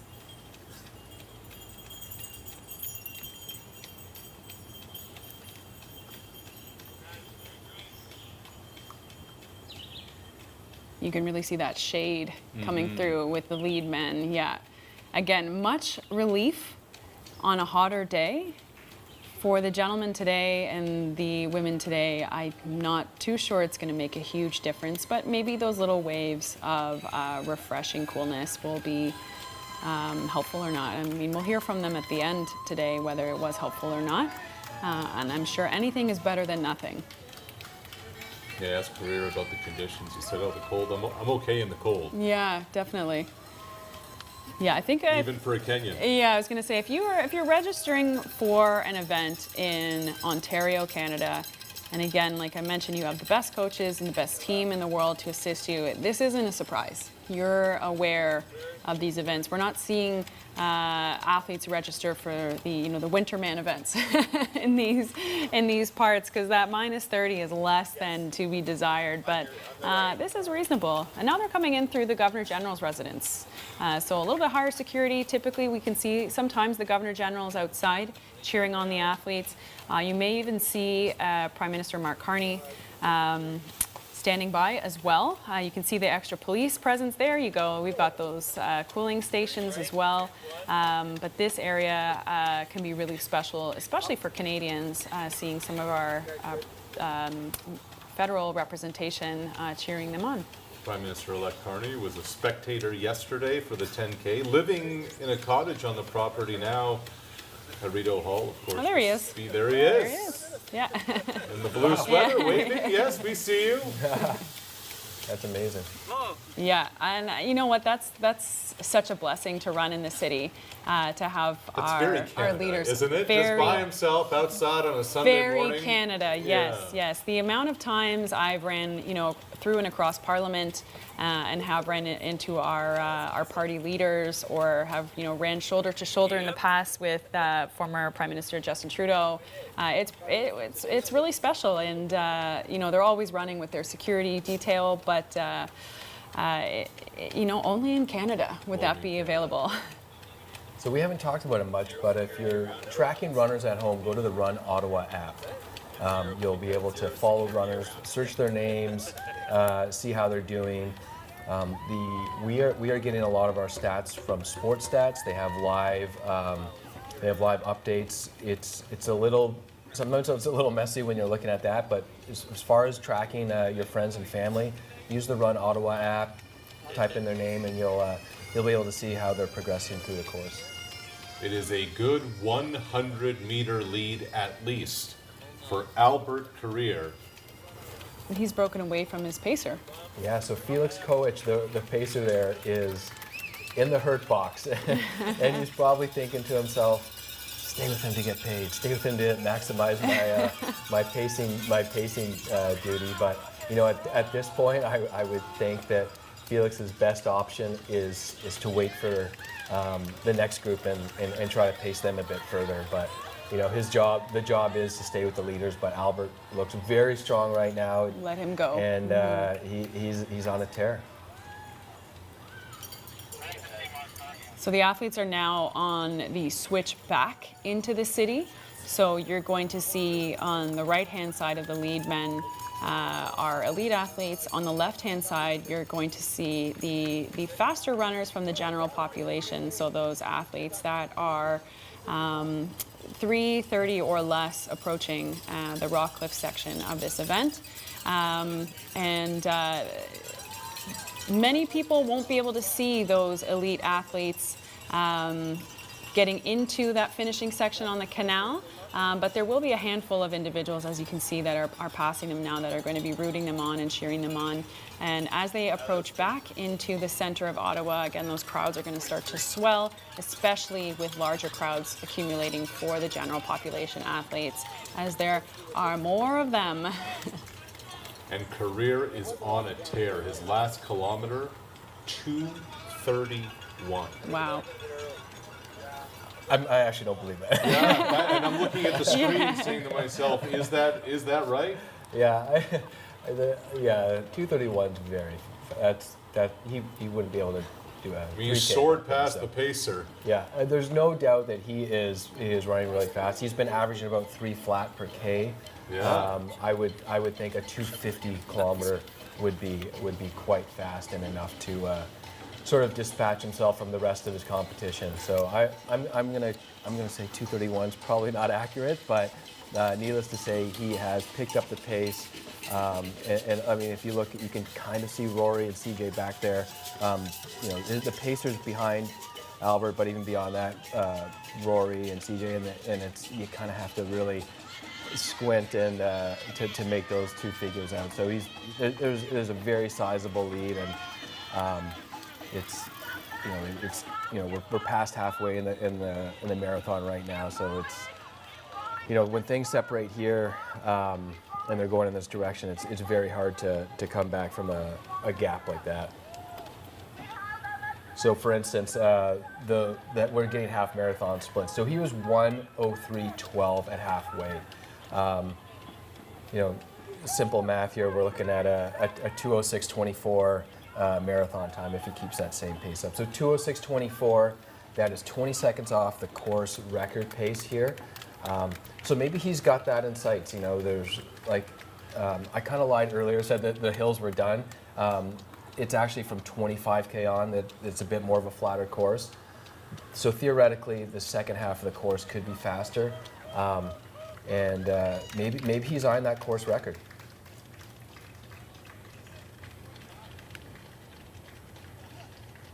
Back to the lead women. Yeah, they're still a tight pack. I'm surprised there hasn't been too much more breakaway. Really similar to that 10K yesterday where the pack held for a little bit longer. So we discussed it last night, and I chatted with Reed about it, the difference between the men and the women. Whether the men, you know, were making a bad choice by breaking away early, or whether they were making a good choice and just going, you know, full gas. So the women seem to be maybe a bit more conservative here, and then we'll see those splits later on. So kind of following suit with that 10K yesterday. It's really interesting to see the different strategies. Maybe coincidental. Maybe they are going full gas. They just happen to be really evenly matched. But what do you think, Reed? Yeah, hard to say. But I mean, if you look at Albert's pace of, you know, he's on a 2:06 pace. There's only one other athlete in the field that could really do that, and that was a few years ago. He's probably the only athlete that can run 2:06 low on this course. Versus the women, they were headed at 2:23 pace, and there was a few women who have already kind of run that time. So it's a bit more realistic of pace. They also have 3 pacers, so maybe those, you know, having 3 pacers is a bit more to you know, keep that pack intact. The women have probably come through halfway now. They probably just went through halfway recently. We don't have that. Oh, we do have the splits now. So they were 1:10.57. 1:10.57. Yeah. So, you know, if you think of a 1:11 half, they're actually on 2:22 pace. So they actually are going a little bit quicker than they intended to, and yet still have, looks like, about 6 or 7 women in contention there. So yeah, very different than the men's race where Albert took it to everybody on those hills. Definitely. You can hear the crowds starting to swell in different areas. It's really great to even hear it from here, and you can see them a few feet deep as they cross towards the canal.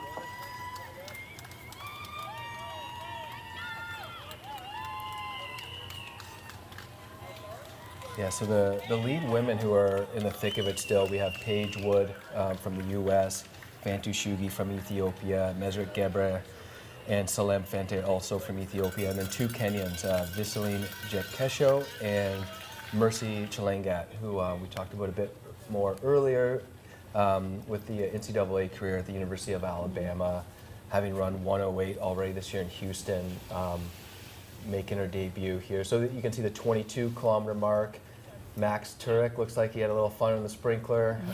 Nobody else really took the wider line for that, but you know, Will Max, we see the Prime Minister again on the right here? That's the question as they come to the Governor General's headquarters. Yeah, I am assuming he's going to hang out there for the majority of the event, and Prime Minister has run this event before. So he's familiar with the course, he's familiar with the pulse of the whole weekend. Our mayor is also out running the marathon right now, recently crossed the 15K point, I believe. But we've got all of our representation out this morning. Not all of them, but we've got a lot of big, important individuals either spectating or physically participating in our events. So the lead women remains a very competitive race. I want to talk about Mercy Chelangat, the 27-year-old first Ottawa Marathon. What a story Chelangat is. She's from Kenya and landed at the University of Alabama, where she wrapped up her college career. She actually started at Texas, UT Rio Grande Valley, transferred to Alabama in the spring of 2019. She only started running 2 years prior to that in high school, and then got identified, and she said everything was really new for me in college. I said to her, you actually ran at SEC Alabama? She looked at me, she said, Roll Tide. So I said, yeah, you actually did. But she says now this is a job, and she says it's gone from, you know, a bit of a hobby and an activity that it means a lot to me. And she said, my coaches pushed me so much in college. Now her training headquarters in Flagstaff, Arizona. She does strength training as part of it, high mileage every day. She's a second generation runner. Dad ran in high school, and here she is almost 7 years in North America, where she's making her marathon debut. Yeah, she trains with that Flagstaff Hoka group. So it's they've had really good marathoners over the years. They've had a lot of success at Alafine. Also another Kenyan who's American, made the Olympic team back in 2020. So they got a good program there. Flagstaff is a great place to train. We saw Gracelyn Larkin, our Canadian 10K champion from last night, also trains in Flagstaff. She's with the Under Armour group led by Stephen Haas. And they're coming down here from altitude, so they get that. The disadvantage, I would say, is that they're not really as used to humidity up in dry Flagstaff. So they're coming here, and the humidity might be a bit of a challenge, but breathing sea level air is a relief for them. So Chelangat ran the half marathon in Houston earlier this year, and then she went back to Kenya, visit family, and spend some time back home. But while she was there, she linked up with some elite marathoners. And chatting with her coach, Jack Mullaney, Jack said that really opened Mercy's eyes to what it takes, and said Mercy came back from that trip home in the best fitness of her career.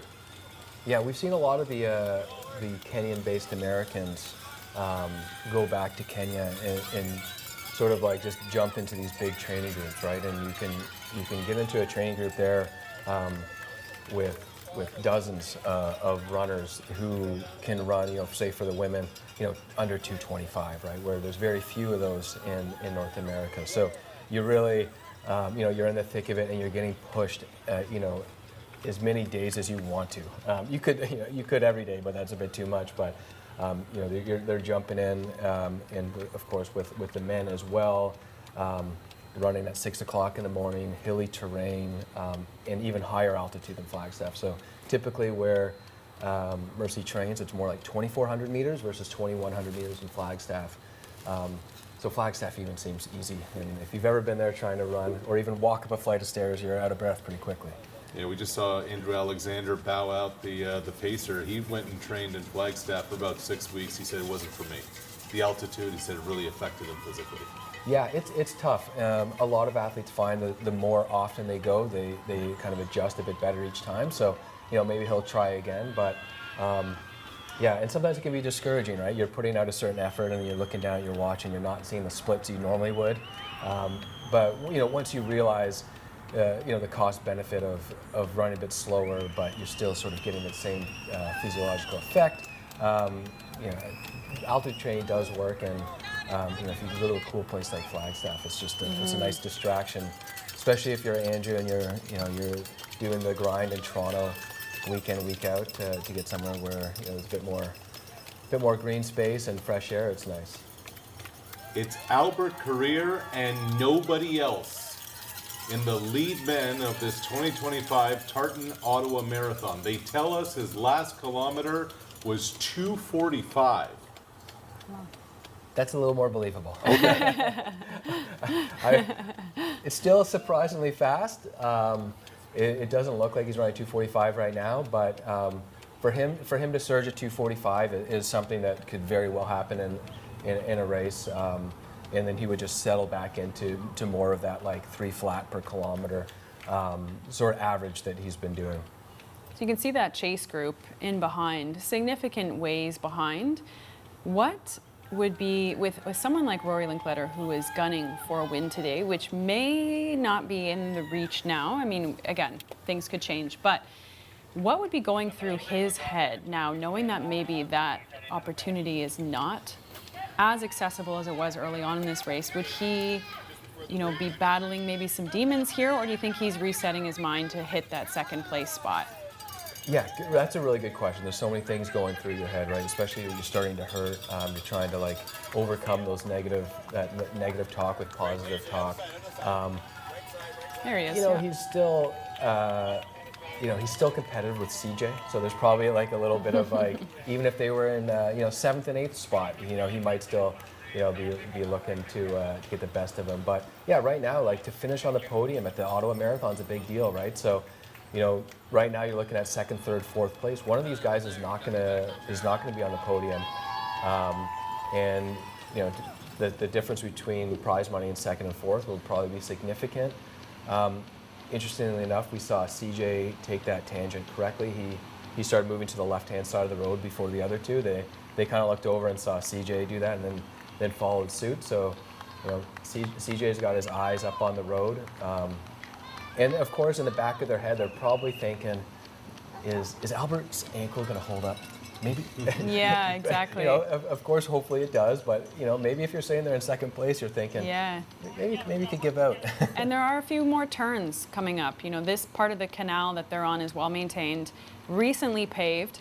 So there's not a lot of opportunity for ankle sprains or potholes or things like of that nature. We did see on the way in this morning several Canadian geese that were itching to cross left and right. So, the only distraction there may be a goose or two that wants to cross, but we've got volunteers to help them along. But Career is in for really good conditions based on road quality here.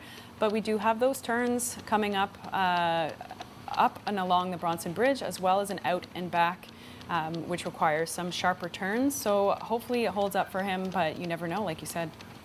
Yeah, and we were talking about Flagstaff. Of course, Rory is based in Flagstaff. He's been there for a little while and training with the Verde Track Club. And the other competitor up there with CJ and Rory is Demeke Tesfaye. So he's an Ethiopian. He's a very experienced runner. He actually looks quite. Just looking at his stride, he looks quite comfortable. I don't think he's going anywhere soon. These guys have to watch out. Maybe he's going to be the next one to make a move here. Tesfaye, 24 years old, ran Amsterdam in 2:11:48 earlier this year with Linkletter, who is holding on to second place. He came into this year, he had two main goals. Top 10 finish at a major, which he checked off in Boston, finishing 6th. And he said to win a race. But then when we chatted this week, one thing that Linkletter talked about, he said, I don't want Boston to be the highlight of my year. He said, I want that to be kind of the launching pad as CJ takes the advantage on him. Linkletter, remember, competed for Canada at the Paris Olympics last summer, finished 47th. He called that a wake-up call. He said it was humbling to get crushed, and that's when he went back to the lab to kind of figure out what the next steps of his career would be. Linkletter admitted, look, I thought I arrived by making the Olympics. I found out that I needed an edge, and he said, post-Paris was a disappointment, but he said it made me look at this year as taking the next step towards LA 2028. I think the work that he put in has certainly paid off. I hope that he finds the success he's looking for today, but that Boston finish for me as a fan was incredible. I was on my feet at home, I was yelling at my TV. I thought it was an extraordinary finish for him. So to go beyond that and to set a new highlight for the year, I'm really interested and curious to see what his next steps are after this event, or even the result of this event in light of that. So he's got really amazing big aspirations and goals, and it's well within his reach. So whatever he's working on and whatever he's doing seems to be paying off. Meanwhile, on the women's side, it's starting to show some gaps between the leader and the rest of the pack. Yeah, that group of about 6 women that were tucked in behind the Pacers, looks to be dwindling a little bit. You can see a few falling off. Looks like Paige Wood has fallen off just slightly, only a few seconds back, but a few seconds back, and when you're not with the group, it can seem quite daunting. In this part of the course, as it flattens out and it's a pretty long straight stretch for a while, this is going to be an opportunity for them to get their headspace right. Technically, it's not challenging. Mentally, it can be, because it's just checking off those kilometers one at a time with a long out and a long back with a couple turns towards the end, but it is a tough one mentally, especially if they look across the canal on the other side and see that finish line. They're running away from it. For the elites, they're familiar with that feeling. For the general population, especially once people have started finishing and you hear those hooting and hollering at the finish line, but you are running away from it. It's about a 12-kilometer stretch, pan flat along the canal right here. Yeah, so right now we're just looking at Tesfaye there from Ethiopia.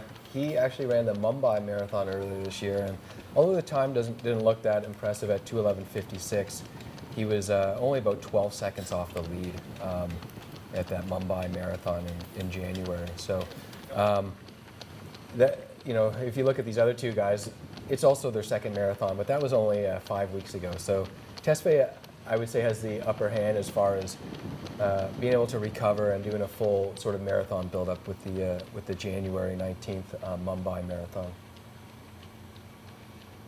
For a moment there, I thought he was wearing cargo shorts just based on the color of his shorts. I did a double take. But, it wouldn't be a bad plan to, if you needed to hold a couple extra gels, but yeah. A lot of these shorts will have a couple little secret pockets, yeah.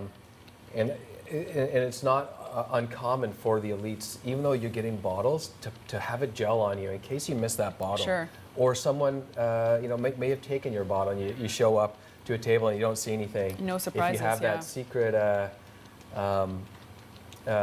gel in your back pocket, you can use that and keep fueling yourself for the duration of the marathon. So for those watching at home that may not be familiar with the elite field and the rules, there's quite a few, not necessarily different rules than the general population, but stricter, more maintained. Obviously, they're more upfront and more visible. Athletes cannot accept help or aid from anybody on the course, including extra energy gels, any extra water, things like that. So they aren't able to accept assistance from coaches aside from their designated bottles or what they bring with them, as well as some strict anti-doping policies as is standard across these events. At the end of the race, though, the top contenders will be screened for doping, as well as some random selection as well. So these athletes are under some strict monitoring and strict rules, but they are prepared for them.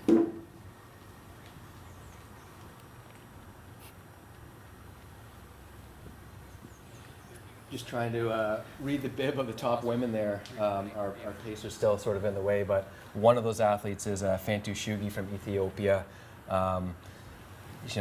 She's already run a 1:11:03 half marathon in Riyadh earlier this year. That got her a silver.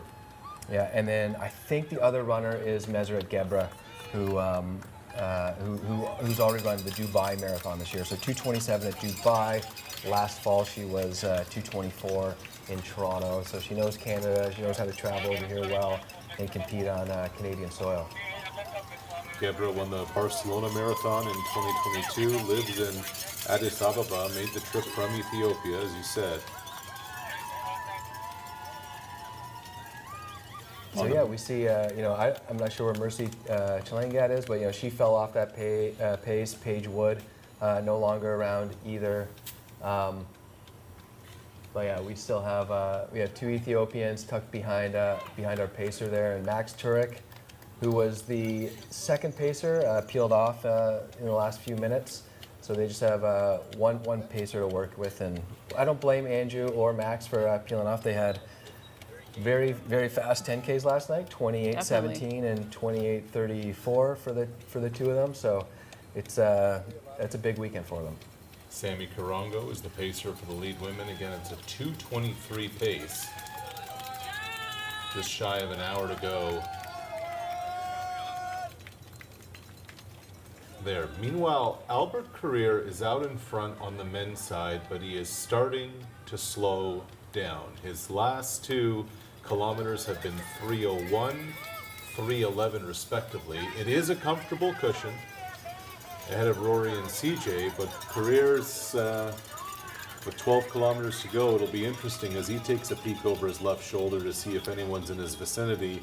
Again, if you're just joining us, that's the New York City Marathon winner who's been dealing with an ankle issue. Had to skip Boston this year because of it, and this is his first competition of 2025. Still 60 meters away. Yeah, and he's looking over his shoulder quite a bit there. Like, I feel like every 10 to 15 seconds he's giving a little peek. He wants to know where they are. He's laboring. Yeah, for sure. I mean, this is the point in the course, in the race that really gets hard. So he's been running, for over 90 minutes here, running close to course record pace. He's put in some surges to get rid of his competitors. And, if you're looking over your shoulder that much, you probably want to try to win this race as easy as possible, right? So he doesn't want to cook himself, right? So he's looking for that right balance. Yeah. There he goes, looking over again. He's looking for that balance to keep those guys at bay. There's 3 of them working together. They have the advantage of the group.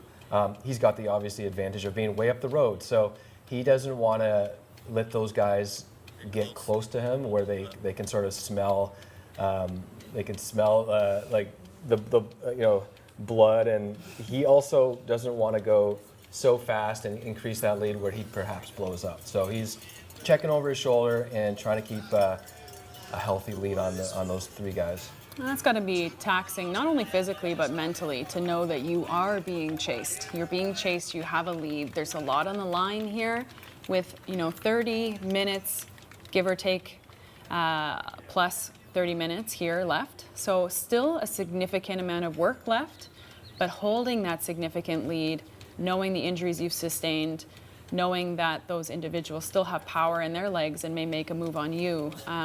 Not only do you need to, maintain that burn through the whole body, but stay sane mentally and not get ahead of yourself. So a lot going on, and these are why these are elite athletes, because they can manage that discomfort.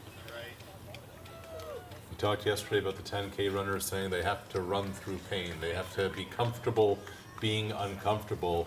It's around this stage of the race. Again, it's pretty flat for this 12-kilometer stretch. It's hard to see the finish line from here. This is where you really have to, this is where the mental grind takes over. Yeah, no matter what, you're feeling tired at this point, even if you're not running fast, right? It's at 30K, it's a long ways. So, if they're fueling, that's going to really help them maintain energy levels. And then you're just trying to focus in on your motivation and still talk positively. So, it goes without saying that the prize money here is motivation, right? It's $20,000 here for the win, $12,000 for second. It's huge. $8,000 for third. The prize money goes right down to seventh. Of course, it's even for the men and women. The Canadian men and women have their own prize pool, so that's $3,000, $1,500, and $500 for first, second, and third. So yeah, if you're Rory, CJ, or Tesfaye there, and you're thinking, second or fourth, that's an $8,000 difference. That's $12,000 to $4,000. So it's worth pushing. Yeah, absolutely. Now there are some wind gusts, and I mean moderate. It's not a windy day in Ottawa today.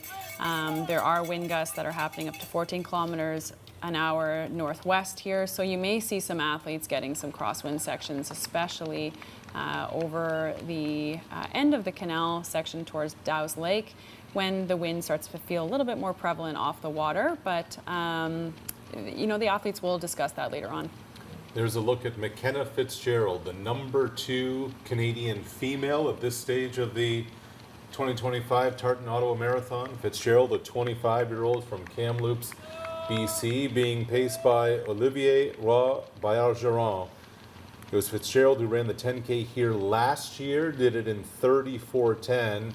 This is McKenna's second career marathon. She ran Sacramento last December in 2:36:54. Fitzgerald's an interesting story. She was a hockey player in high school, didn't pick up cross-country running until she enrolled in university at Queen's.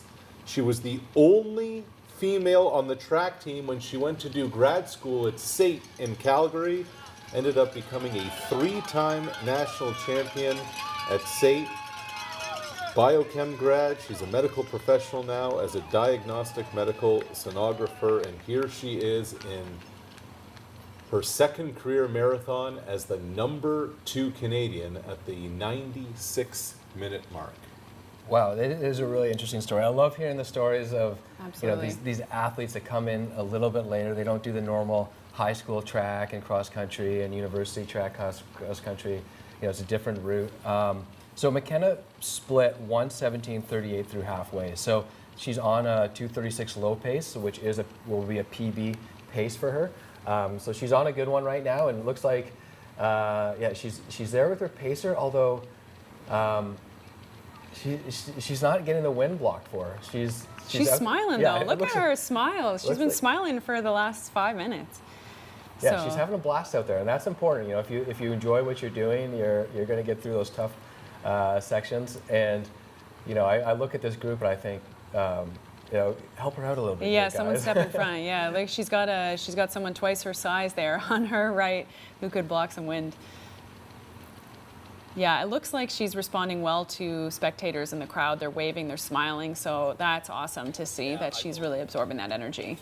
Yeah, and here's a look at our lead woman, Meseret Gebra. So, unless there's somebody else tucked in, which I don't think so, or is there? Is it just one? No, it's one just athlete? her. Yeah, Just one her. athlete behind our pacer. So Meseret, like we said, she's already done a marathon this year. She was 2:24 last year in the Toronto Waterfront Marathon, and it looks like a quite sizable lead now. The next athlete there is Arnaud Franconi, and I think that's Shugi, her compatriot from Ethiopia, is the second place woman. You can see on the screen, but quite a ways back.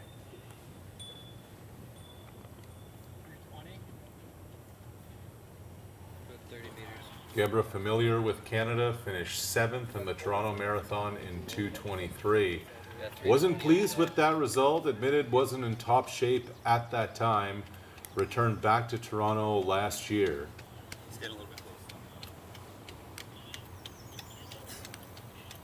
Gebra again lives in Ethiopia but spent some time living in North America in the late 2010s.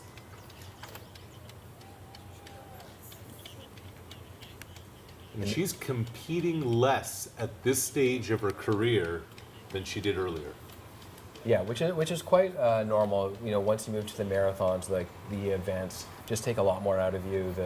The training's a bit more specific, so you're not doing the 5K, 10K, and whatnot. And as well as as you age, you are focusing a bit more on recovery. But what we see here, is measured with the pacer. When you fall off that, it's not only you falling off and it's a bit discouraging, but you're also looking at another athlete who is still tucked in and has that advantage. So now we're looking over at Anne-Marie Comeau, our lead Canadian woman. She went through halfway in 1:16, right? So she's on a 2:32 pace. She's checking her splits. Jean-Philippe JP right in front of her partner. They train together. I'll often give them both workouts, and I give JP free rein. And lately he's been doing a lot of them just with with Anne-Marie at her pace, getting her ready for this race before JP moves on to really focus on the trails later on this summer. And it's nice to see Jake Cameron, local here in Ottawa, still helping out with the pace. So, you know, it's a real advantage here for Anne-Marie to have two pacers here, just, you know, blocking wind and sort of just setting that intensity, setting that pace. Hopefully she doesn't have to think about, you know, where she's turning, how fast to run, et cetera, et cetera. These guys might also be pointing out when the bottles are coming up. So it's a lot of help. You know, it's not cycling where, you know, you're drafting that makes a huge difference, but it makes enough of a difference that, you know, especially later on in the later stages of the race. And it does look like the sun is peeking out a little bit. So on our monitor, there's a little bit of sunshine. You can see the shadows now for some of the athletes. I'm not sure how it feels out there, but typically when that sun starts to peek out, especially on this canal stretch with no shade in sight until the very end, it's going to start to feel a little bit more difficult. But we do have some of those cooling stations, those ice stations, as we mentioned, that are new for athletes as of this year. Oh, there's an ice bag, for example, in the lead women. They have those ice bags available, whether they choose to take them or not. So I'm not sure that sun's making a huge difference, but most athletes towards the latter part of the race in the general population will start to feel that heat as the day wears on.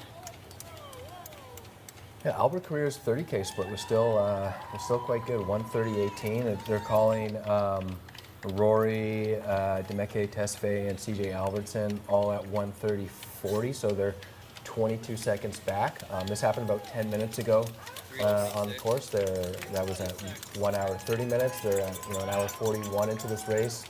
We still see Albert looking over his shoulder. He's looking over and over. And Yeah. he's checking his, I think he's got a watch on there. I'm not sure if he's checking that, but it seems to be in intervals. Look down, look back, look down, look back. Yeah, he could have his GPS on. He could be looking at his, you know, his lap pace, his cumulative pace for the whole run. But you know, his 30K split is still showing that he's been averaging about 3 minutes per kilometer. You know, that's you know, going through 10K in 30 minutes 3 times in a row, and so he's gonna hopefully do it 4 times in a row and challenge this course record. And you were talking about looking at their faces. I can see a little bit of a grimace, maybe on his face, that mouth opening a little wider. So he's hustling here. There is a fire in his belly, and he is looking to get that win. Yeah, for sure. When he was pushing up that hill, he was working for it, and Yeah. he's been in the hurt box since. But you know, he still looks like he's moving quite well. So he's just digging deep for you know, for the last 10K here. And these are like false flats. So this is an area where it's flat, but that slight incline is going to fatigue the legs more. So he might look down and see his pace shift naturally, just, you know, inches back. But that's when he has to find that expertise and that power in his legs and just pick it up just to compensate for that slight undulation as the canal moves up and down. Carrier's been working out with some other high-performance athletes, with Jabet Evans and Benson Gibruto. He said it's amazing how much you can learn from others when you share training regimens, you look at how they run, how they handle situations. He says, that's helped me so much over this last little stretch. Yeah, I can't believe how much he's looking down at his watch, and you know, a GPS is a great tool to have, but it's also not, you know, at his level. If you are off by, you know, if the GPS is off by 1 second per kilometer, that's 42 seconds. Right now, that would be the difference between him getting the course record and not getting the course record. He's probably on 206 high pace, so say he's on 206.40 pace, but his watch is showing him one second per kilometer faster. He might think he's on course record pace. So really, the best thing to trust here are the 5K, 10K, 15K. I mean, you're going to see splits every kilometer on this course, and you would just look over and compare that to your cumulative time on your watch, and not so much what the GPS says. I thought it was a really interesting commentary yesterday too. I was watching some of the post-race interviews for the 10K. with Graceland mentioning that at one point in the race, Graceland was our lead woman and winner of the women's 10K. She saw her high school coach at one point in the race, and she said that was the moment where she said, I got to win it for him, I got to go.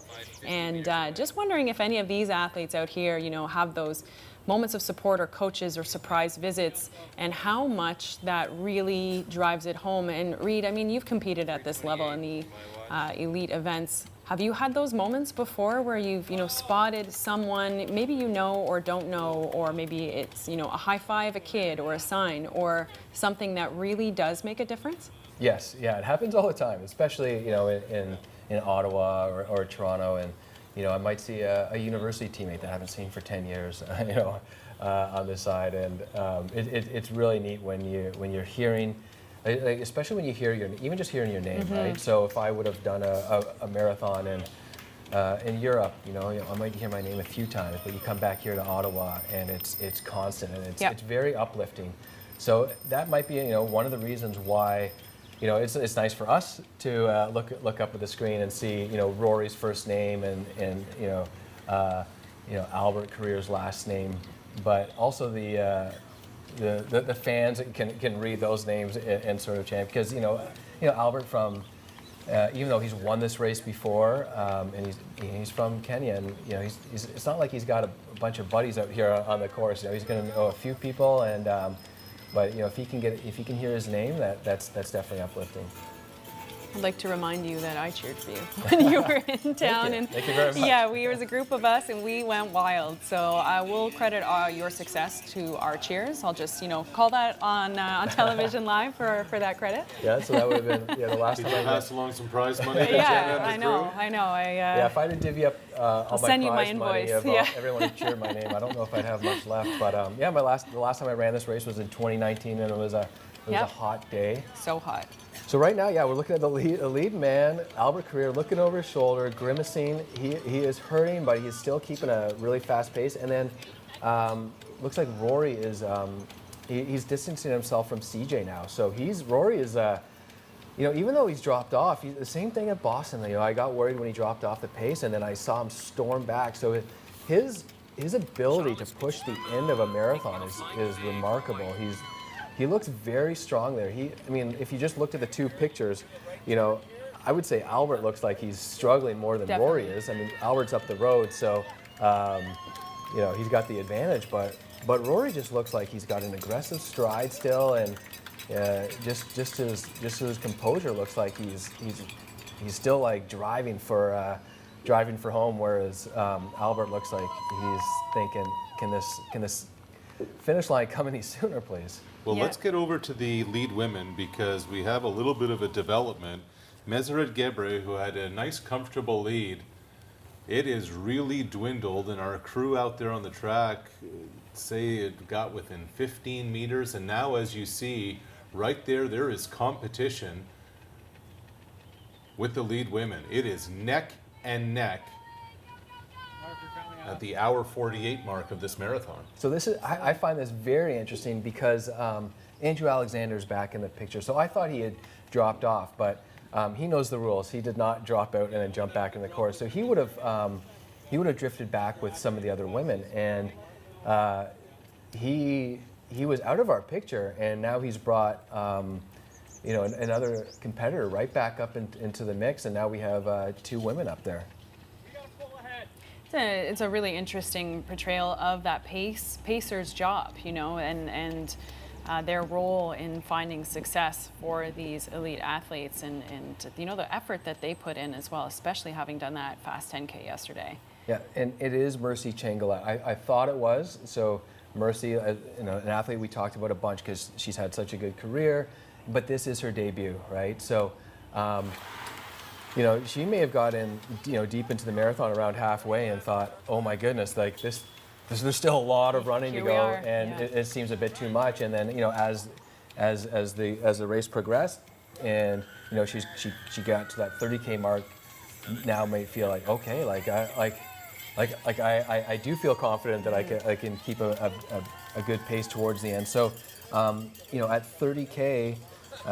They split 1:41.22 and 1:41.36. So she was 14 seconds back at about 7 or 8 minutes ago, and she's clawed her way back to be even now with Meseret Gebra. So we have this is really interesting. When Meseret ran away from Fantu, I thought that was the winning move right there, and Mercy, our debutante, is right in the mix, and who knows, maybe we're watching that on the men's side too, with Rory he's catching up. looking so good, and he's focused on Albert, and Albert's really focused on his watch and looking back at Rory too, right? So like that's, if I was, in the lead, or if I was in second place and the leader was looking over his shoulder every once in a while, that would give me motivation I think he noticed. to go and catch that guy. More than once in a while. Yes. It has been ongoing from career. We talked to Linkletter this week. He said, it would mean more to me that I won a race with Albert in it. He said it makes the stakes bigger, and you can see the pace increasing here for Rory Linkletter. The 28-year-old from Calgary looked like he'd faded off, looked like career was running away with it, but the Canadian is staying in the fight. Yeah, so at 35K, which was the last split that we have, Rory was 27 seconds back of him, 27, 28 seconds back, so half a minute.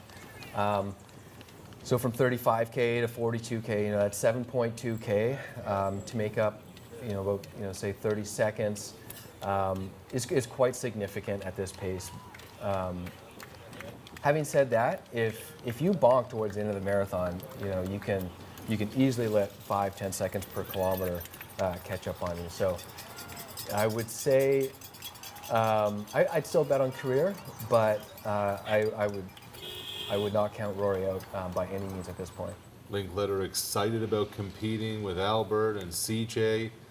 He said, if you're able to beat Albert, if you're able to do it, it means you've beaten someone who has won a major. Linkletter said, I didn't believe this could even happen 6 months ago. Incredible. And now in this position, coming off a 6th place finish at the Boston Marathon, second fastest Canadian marathoner ever, running a 2:07:02 there. And he's still young. He's 28, 29? 28. Yeah, so he's got some time too to continue. So it's going to be a really interesting journey in the next couple of years to see him in the next Olympics and watch his development.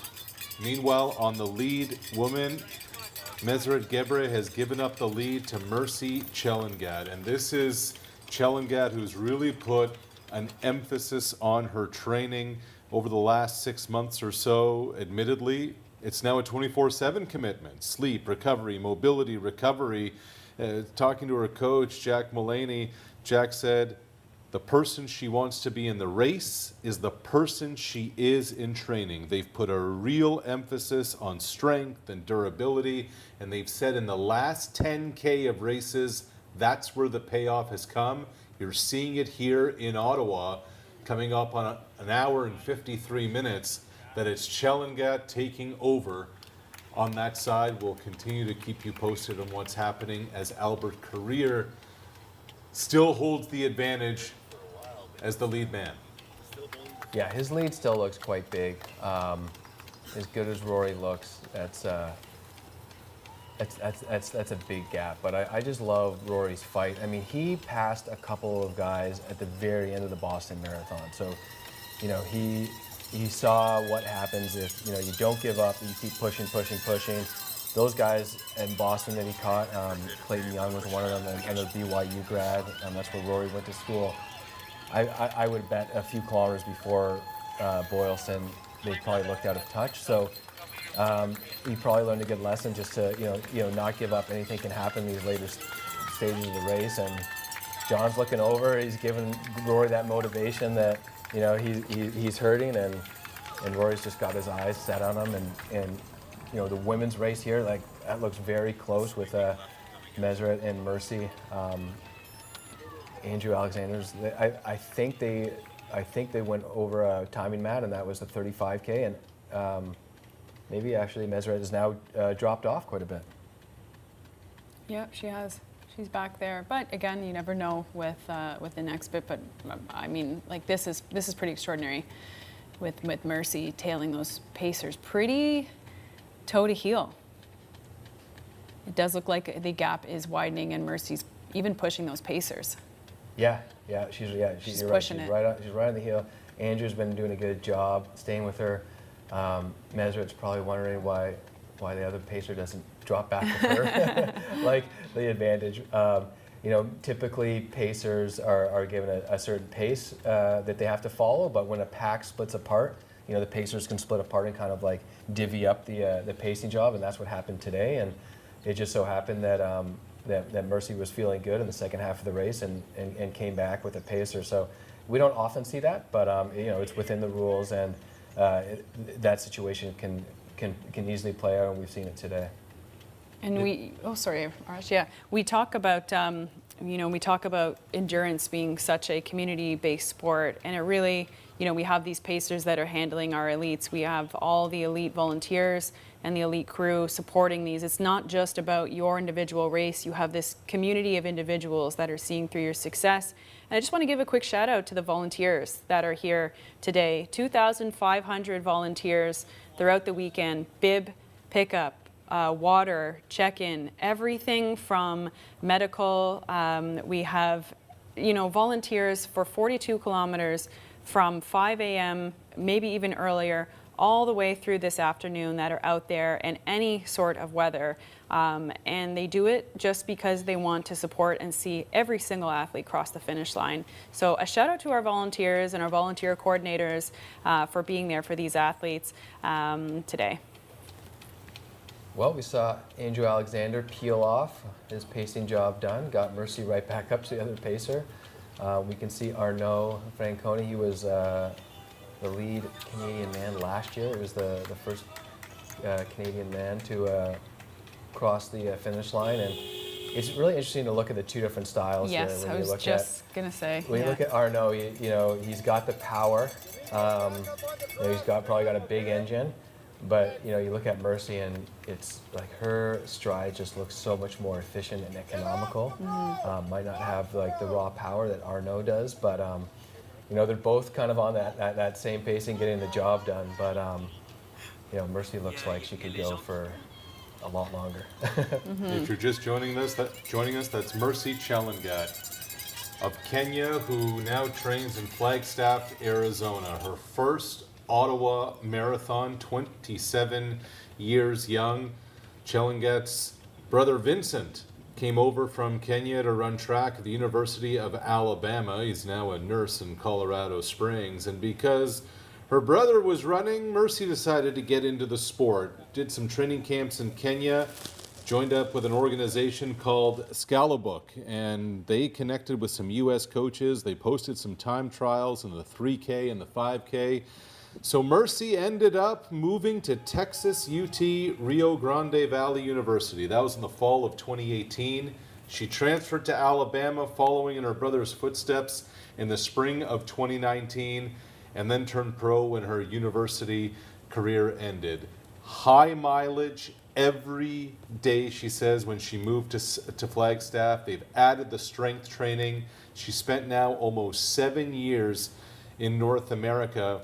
This is Chelangat's marathon debut, and she said, I need to get used to the distance. And here comes the payoff for somebody who has been grinding at it. Coming up on the 2-hour mark, she has a comfortable lead at the 2025 Tartan Ottawa Marathon. I mean, what a way to get used to it by winning. What an incredible debut. If she's able to sustain this right to the end, I would say that is a good thing that she attempted this event as her debut, and it's only going to be, again, another fascinating individual to watch in the next couple years. And for those just waking up, that is Albert Carrier, his first competition of 2025, coming off an ankle injury that forced him to miss the Boston Marathon. He's not 100%, had a comfortable lead, it shortened, and now it's widened again as we come up on the 2-hour mark. Carrier, 31 years old. His last race was in November in New York. when he won it all. He came into this a little stressed. He wasn't quite sure where the ankle would be, but now Career has a lead over that man on the right, Rory Linkletter of Calgary, the 28-year-old who finished 6th in Boston. And Linkletter's got a comfortable hold on second place at this stage of things. Yeah, these guys just went through 40 kilometers about a minute ago. So they have about 1,500 meters left of racing. And you know, that gap looks too big now. I mean, Rory looks great. He's finishing super strong. He's gotten rid of the 3rd and 4th place runners, but he won't catch Albert here. And Albert is doing as much as he can to stay in front. He's hurt and he's looking over his shoulder, but he looks like he's going to be a repeat winner. He won this race 6 years ago, and then back for more this year. I bet we'll hear from those athletes after about the sun. It peaked out in true fashion for this race. That sun starting to creep in around that 9 a.m. mark. It has been historically something that has happened. If it's not already out at the start, it typically starts to come out. And then we see, especially in those age group athletes, folks start to struggle along those hills or those unshaded parts around that 9 a.m. to noon part of the day when the sun starts to beat down. For these elite athletes, I mean, their body temperatures are soaring now towards the end of the race. So I bet you we'll hear from them later that they felt that heat in that sun and are just hanging on. And this is also another beautiful part of the course. To the left of Rory, we have our Lansdowne Park, where the Ottawa Redbacks play, a huge, wonderful community of the glebe that tends to filter out of their homes to support athletes all along the canal. You can hear the bells and whistles. You can hear those cheers coming from the crowd. Also to mention, there are 26 cheer stations along this whole course. So every mile, there's a designated official cheer station from local community groups, whether they are dance troupes or bands or businesses. They've sponsored these cheer stations. They bring people out, and their mission for the entire course of the event, from elite to the final finisher, is to get everyone through the event.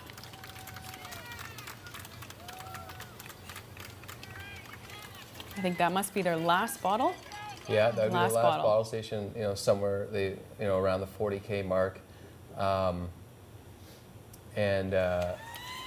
Sometimes you don't take them at the end. You just don't feel like you need them, and other times you might just take a quick sip just to get you to the end. But it's nice to have there as a reassurance. But yeah, they don't often take the 40K bottle. He's right at the end here, that final cheer station. You can tell he's hugging that close as the course is going to start to round through the left. One of the top championship racers of his generation, Albert Career. Yeah, so he was 2:01.18 at 40K. Typically you're going to have about six some odd minutes of running. So I'm going to guess Albert will probably be at 2:07 something, which is a very fast time on this course. When he won it in 2019, it was 2:08.03. Yeah, so he might be a little bit ahead of that. We'll see when he crosses the line, and Rory will likely have the fastest Canadian time ever on this course, probably by a few minutes. Men's course record 2:06.04 in 2022. We may not get there today, but we're going to be pretty close. Yeah, it'll probably be just over a minute off that.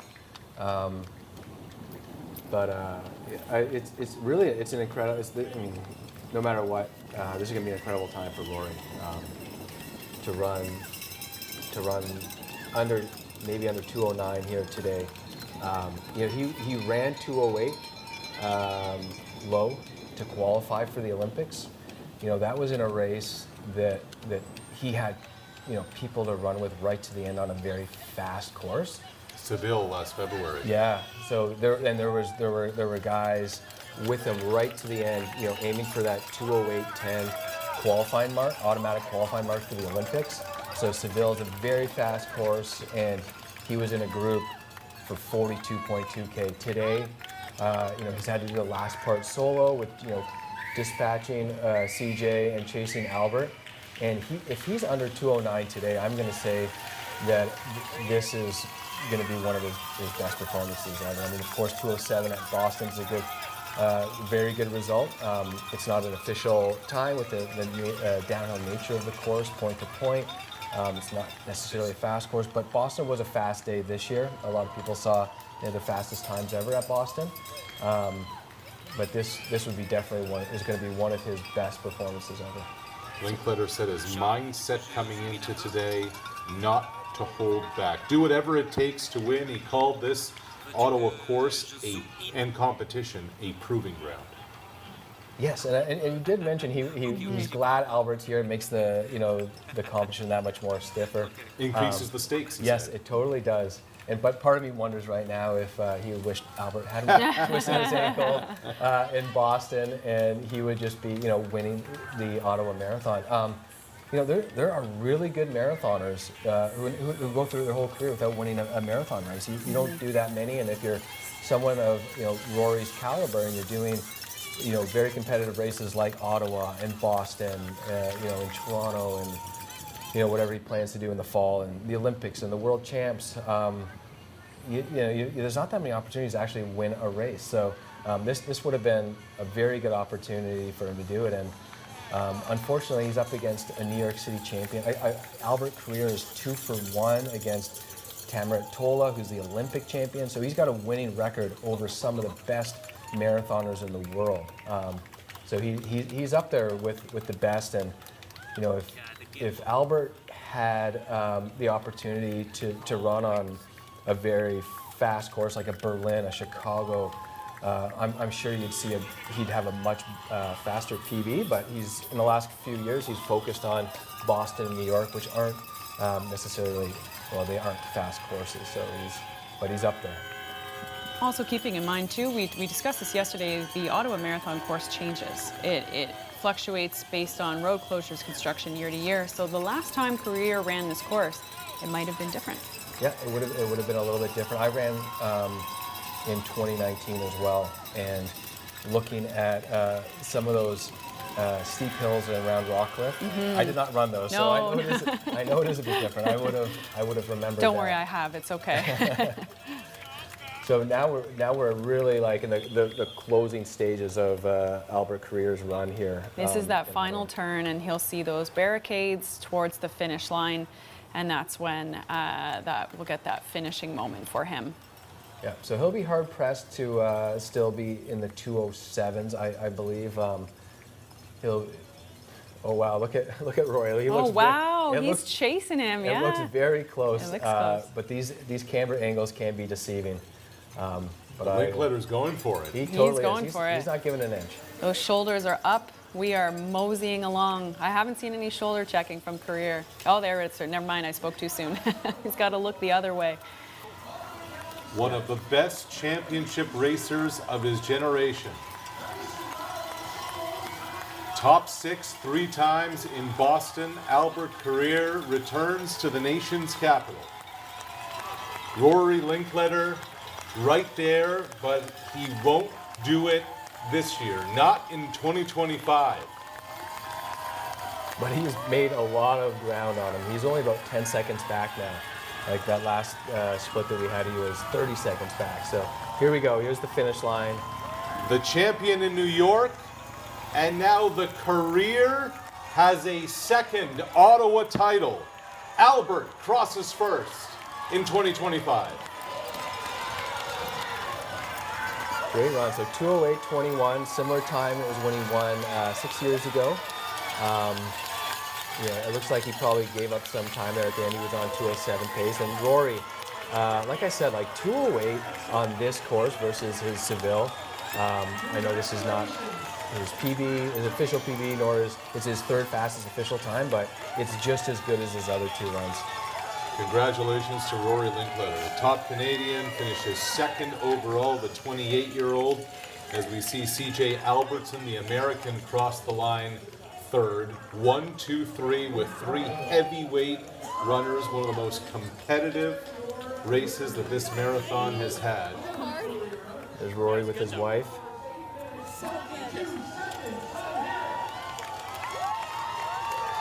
Rory born in Calgary, moved to Utah at the age of 5, got into running as a freshman in high school, represented Canada at Paris 2024 last summer at the Olympic Games.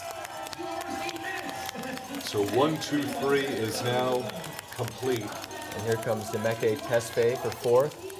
As comfortable as he looked, and I thought he looked a bit more comfortable than CJ and Rory.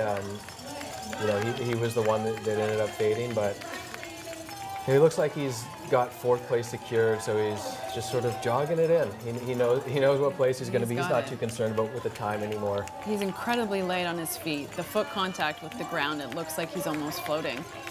And I find the top 4 men here such different running styles from one another. Really, really fascinating to watch and observe. Tesfaye ran a 2:11:48 in Amsterdam earlier this year. 24-year-old from Ethiopia.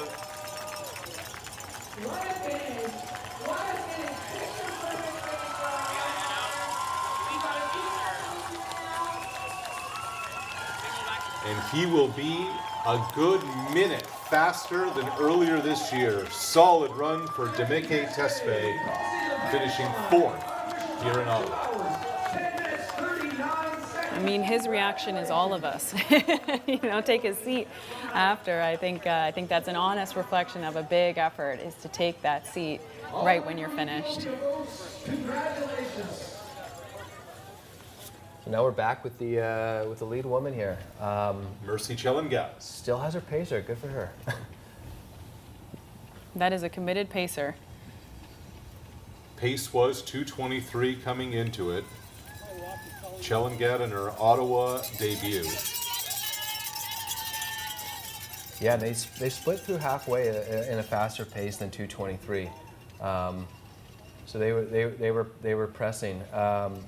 Although Mercy was back of Meseret at the halfway point, but she clawed her way back to take the lead, and her pacer there is encouraging her to stick with him and still press the pace. But yeah, she's very well. She's never run this far, this hard before, being her debut marathon. So this is new territory for her, and she looks pretty good doing it. She's working. You can see it in the face, but she's able to maintain that pace and keep that lead.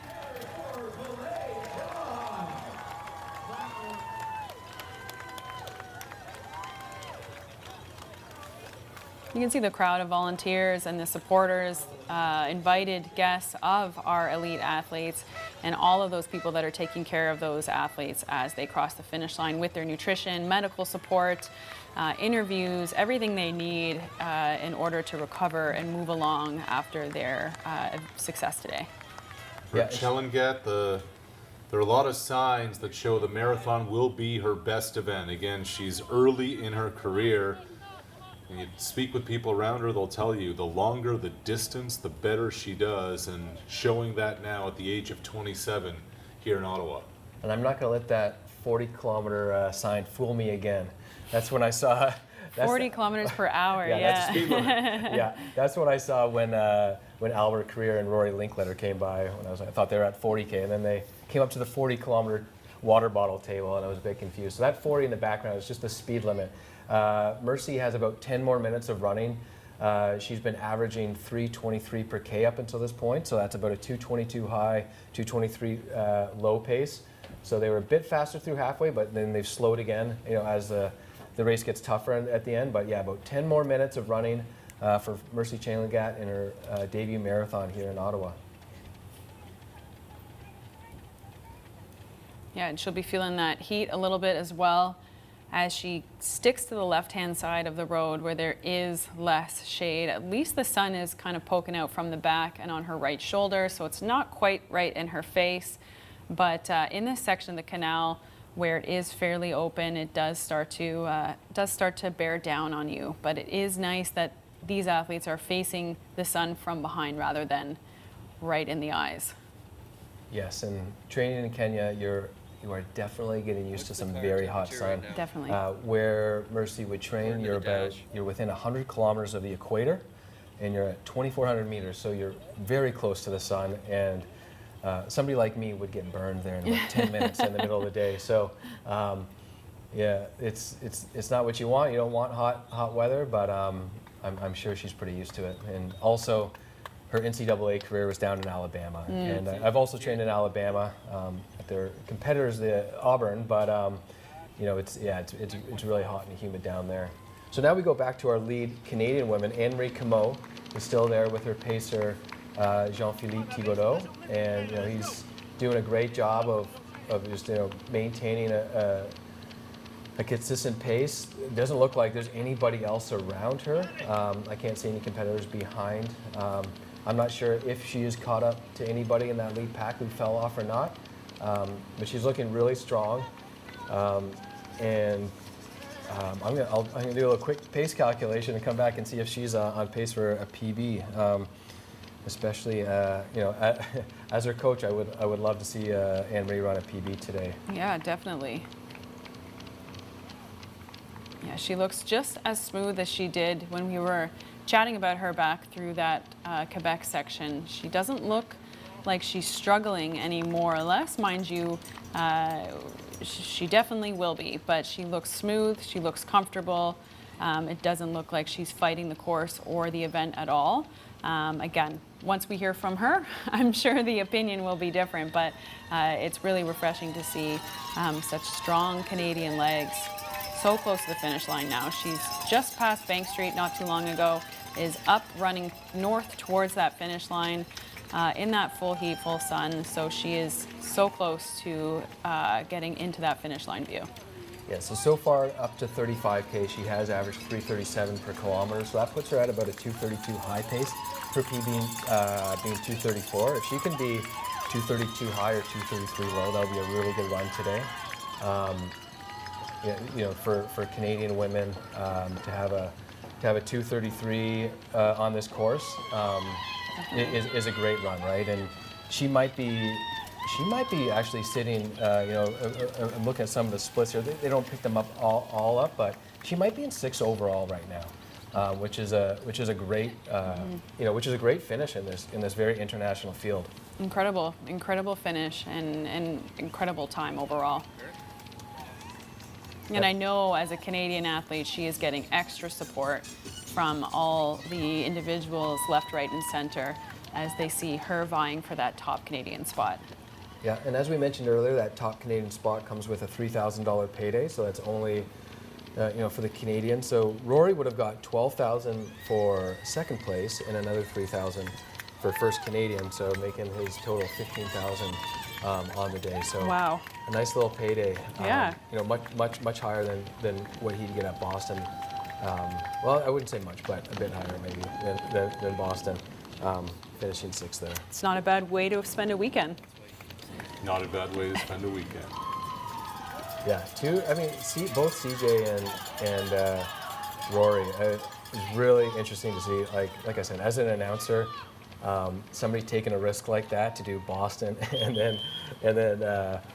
then Ottawa, sort of like get the popcorn out. Let's see how this goes. And you know, it could be great. It could be a disaster. And they both fared really well coming back. And he's done these sort of things before and done well at it. But it was a bit new territory for Rory, and he came away with 2 really good marathons in a 5-week period. And here we see Mercy she just keeps chugging along and looks great. It's going to be really interesting to see how, you know, her career is. This going to be something similar to Albert, where, you know, Albert wins Ottawa, gets his name out there, you know, gets into the New York and Boston fields and really, you know, mixes it up with the best in the world. And this could be the you know, the springboard for Mercy as well. You know, she might win Ottawa. We've seen you know, past Toronto and Ottawa champions use that as a springboard. You know, the big marathons, you know, they see, like a New York City marathon,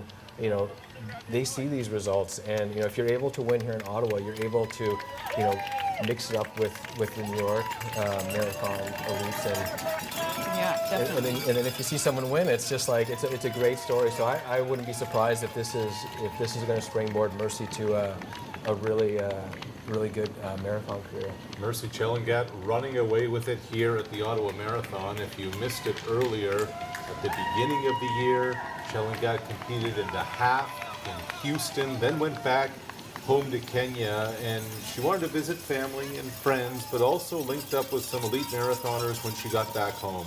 And that really opened Chelangat's eyes to what it takes, came back in her best fitness, realizing what it takes to be a marathoner. There was a real point of emphasis in strength training. And they said in the last 10K, that's where you'll see it. And it is evident here today. Chelangat in the home stretch where she is going to win her first career marathon here today, Jenna. Yeah, well, 1 more kilometer-ish to go here. You know, I'm going to take a quick moment here before that finish just to acknowledge these women. And I know that the city has really put in a lot of effort in acknowledging and representation with diversity and supporting our women. The Run Ottawa community also now creating and championing events that are specifically for elite women. And I know that the crowd down here, and this is me getting choked up once, the third time today. You know, I know the crowd, it means a lot to have these strong women represented from Canada and from all over the world. And hats off to Run Ottawa for championing diversity in our race and encouraging women in sport. As well as our addition of a non-binary field this year. So great job to Run Ottawa for continuing to get these women seen and to the finish line with such support. The 40K split for Mercy Chelangat was 2:15:55. That puts her at 3:24 pace, so 3 minutes 24 seconds per kilometer, which would give her a 3:23 mid. So she's looking at a 3:23 mid debut here at the Ottawa Marathon. This is a great debut, and she's put a lot of distance as well on some athletes who have had run very fast times. It looks like you know, Mesret Gebra fell off this pace, and Disaline Jip Kesho, her compatriot from Kenya, has taken over second spot. Can't see her on the screen, but the splits are saying that Disaline has overtaken Mesret for that second spot. In a lot of ways, you get the sense that this is the arrival of the next one. And there she is making that turn, starting to approach those barricades where the crowds will have undoubtedly gathered to watch her finish. Now, Reed, will we see her pacer drop off before the finish? Yeah, usually they do. Actually, a lot of times they ask the pacers to drop off at about 40K, especially if there's a race still going on, right? You don't want a pacer in there if there's 2 women still battling. Sure.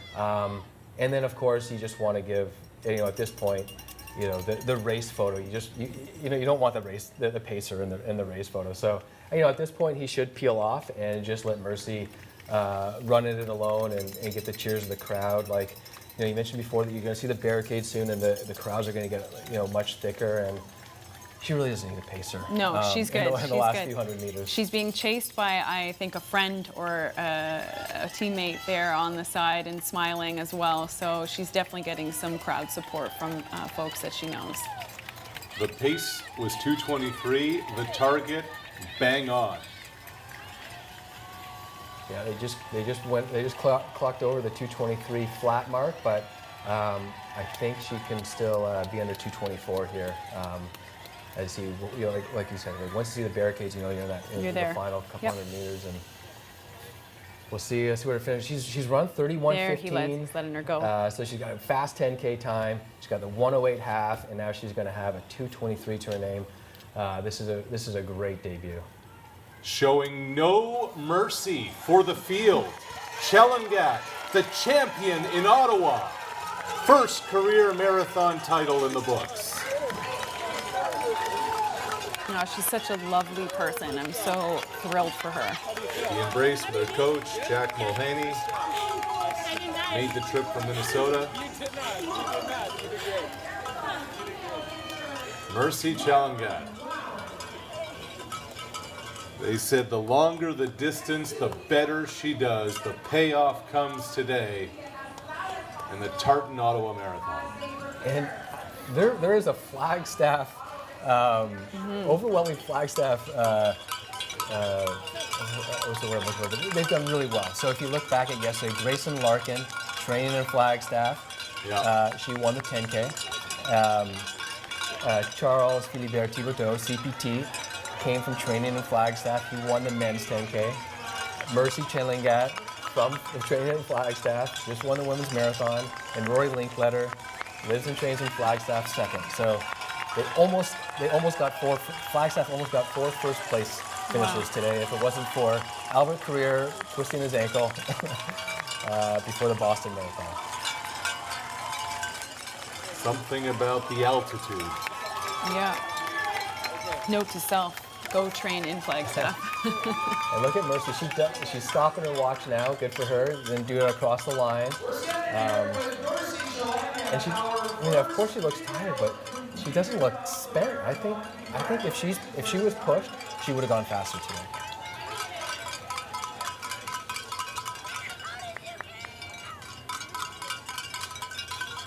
Meanwhile, top Canadian Anne-Marie Comeau. And we haven't had a second place come in yet.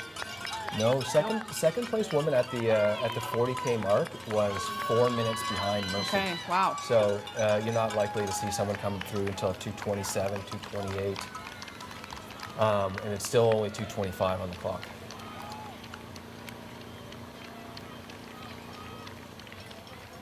So Comeau, as we talked about, Olympian in cross-country skiing, mountain and trail running athlete of the year, going to be the top Canadian marathoner. What's the next sport to conquer for this 28-year-old from Quebec? Well, she actually already has the World Championships of mountain running lined up in September. Of course she does. So, Of course, yeah, naturally. she will be going to a World Championships this year. And as her coach, she's probably going to throw a lot of races at me, and we're going to figure out which ones make the most sense. But we could see her at the Canadian Half Marathon Champs later this summer in Edmonton. Her hometown race is the Quebec Mega Trail. She has the course record at the 25K there. She could be doing the 5K on the track. She loves that. She loves the faster stuff, even though she's doing the marathon. But there'll be some exciting races, that's for sure. And the World Championship, Mountain Running Championships will definitely be the A goal after this. So she really did want to put everything into Ottawa. Like I said before, she's trained for marathons, but also been sidetracked by other cool races along the way. But this particular build-up has been very focused on the Ottawa Marathon. It's a race that she's raced before she really was serious about it, and she wanted to come back here and run it competitively. And she's doing that, and she looks very strong. She looks like she's moving still really well. She's smiling at all of the cheers and acknowledging that, so that is great to see. People recognizing that she is the top lead Canadian and rooting her on here. Yeah, and not only that, she's in 5th, and that might be 4th place. That is 4th place. Passing right now. So, if she's top 4 at this race, that's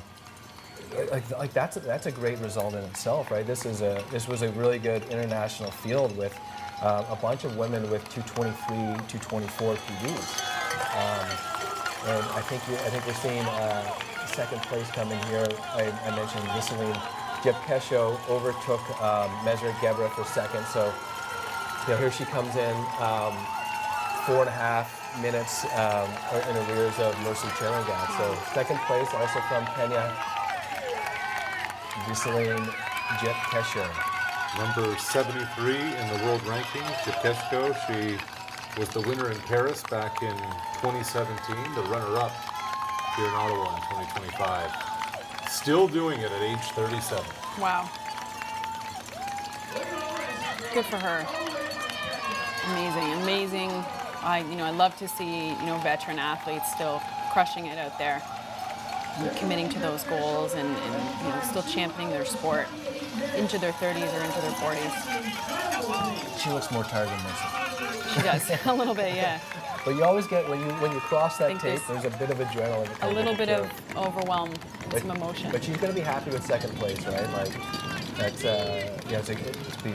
finished second at the Ottawa Marathon and get a really good payday. she'll go home very happy.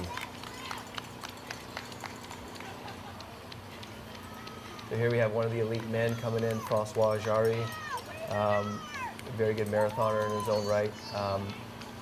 Probably not what he wanted to see today, but still going strong to the end. And then I believe that's the third place woman that we're seeing on our screen there. So Meseret Gebra. Led for the first half or so of the race. Yeah, at one point, I'm pretty sure I thought she had the win locked up when she got away from her compatriot Fantu Shugi. I thought that was the winning move, but it looks like she faded quite. She's probably feeling.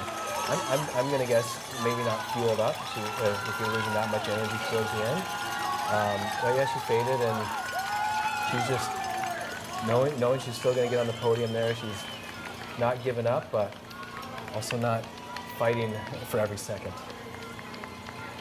Canadian women making the top 10 women right now with Anne-Marie Como, McKenna Fitzgerald, and Claudine Soucy. Now these stats might not have updated on my end, but right now those women are holding the top 10.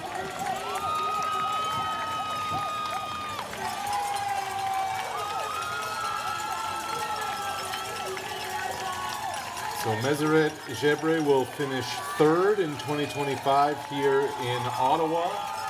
Strong start, and will reach the podium, the Ethiopian.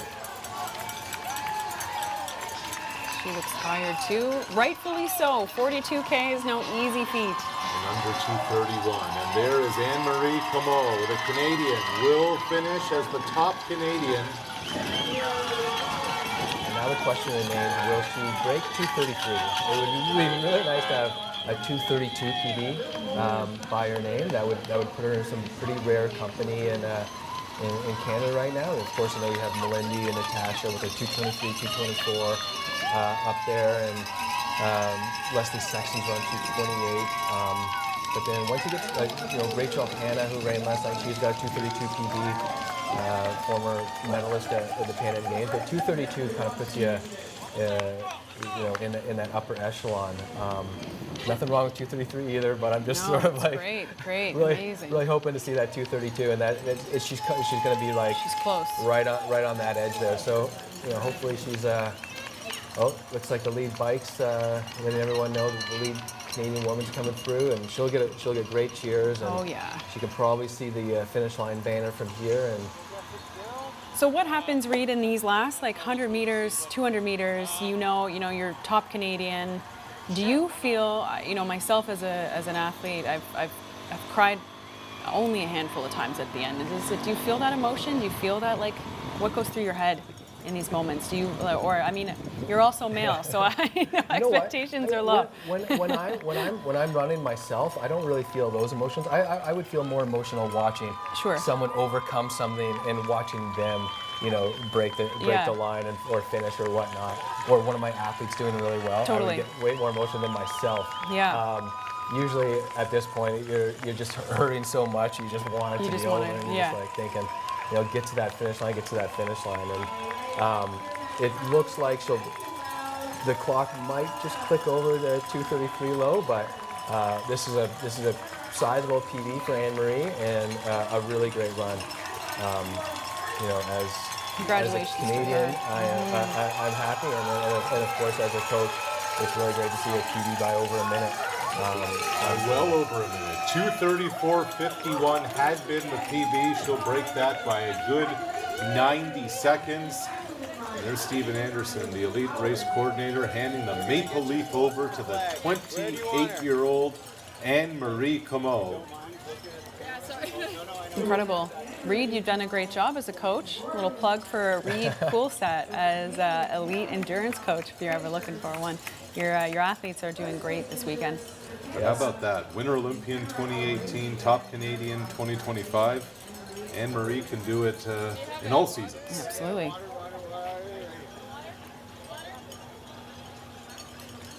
Yeah, so we missed a bunch of the lead men that came in. So there's McKenna Fitzgerald. This is going to be our second place woman. She actually looks really good. So strong. This deep into the race, she's smiling. you know, doesn't look like she's struggling that much. You know, as Arash mentioned earlier, she's newer to running, and you know, I think this, you know, she's got a good career ahead of her. Second career marathon, made her debut in Sacramento, California last December. She ran that in 2:36:54. Second trip to Ottawa for Fitzgerald in this event. She ran the 10K here last year in 34:10. So as we were watching a lot of the lead women go through, we saw the top 3 men, Canadian men, go through. So we saw Rory, obviously, second place overall, but we have Tristan Woodfine in 2:13:21, finishing 7th, and Blair Morgan, who's a local here in Ottawa, run 2:19:36 for 9th place overall. So that's our second and third place Canadian men, Tristan Woodfine and Blair Morgan. That's 5th place there overall for the women who just came. So Anne-Marie did get 4th overall, and Salem Fente was our 5th place finisher. And we're back to McKenna Fitzgerald. Second place Canadian. Doesn't look like she's going to PB today, but doesn't also look like she'll be far off. So she ran a good race last year in Sacramento. Won the Royal Victoria Half Marathon in October of last year. A late bloomer, again, only began running in university, was a hockey player through high school. Started her university career at Queen's, and then grad school at SAIT in Calgary. 3-time national champion at the CCAA level. And now here's McKenna Fitzgerald, only 25 years old, is going to finish as the top 2 Canadian in this Tartan Ottawa Marathon. Yeah, and not only top 2 Canadian, but it looks like she's going to be about 7th overall. She's killing it. She looks so comfortable. She may have actually passed 6th there. I'm not sure, but she's in 6th or 7th place overall. This is great to see. So she did run 2:36 in Sacramento, but that really is a fast course. It's a net downhill course. This is not. So even though her time might be a bit slower today, as far as a performance goes, it's kind of on par.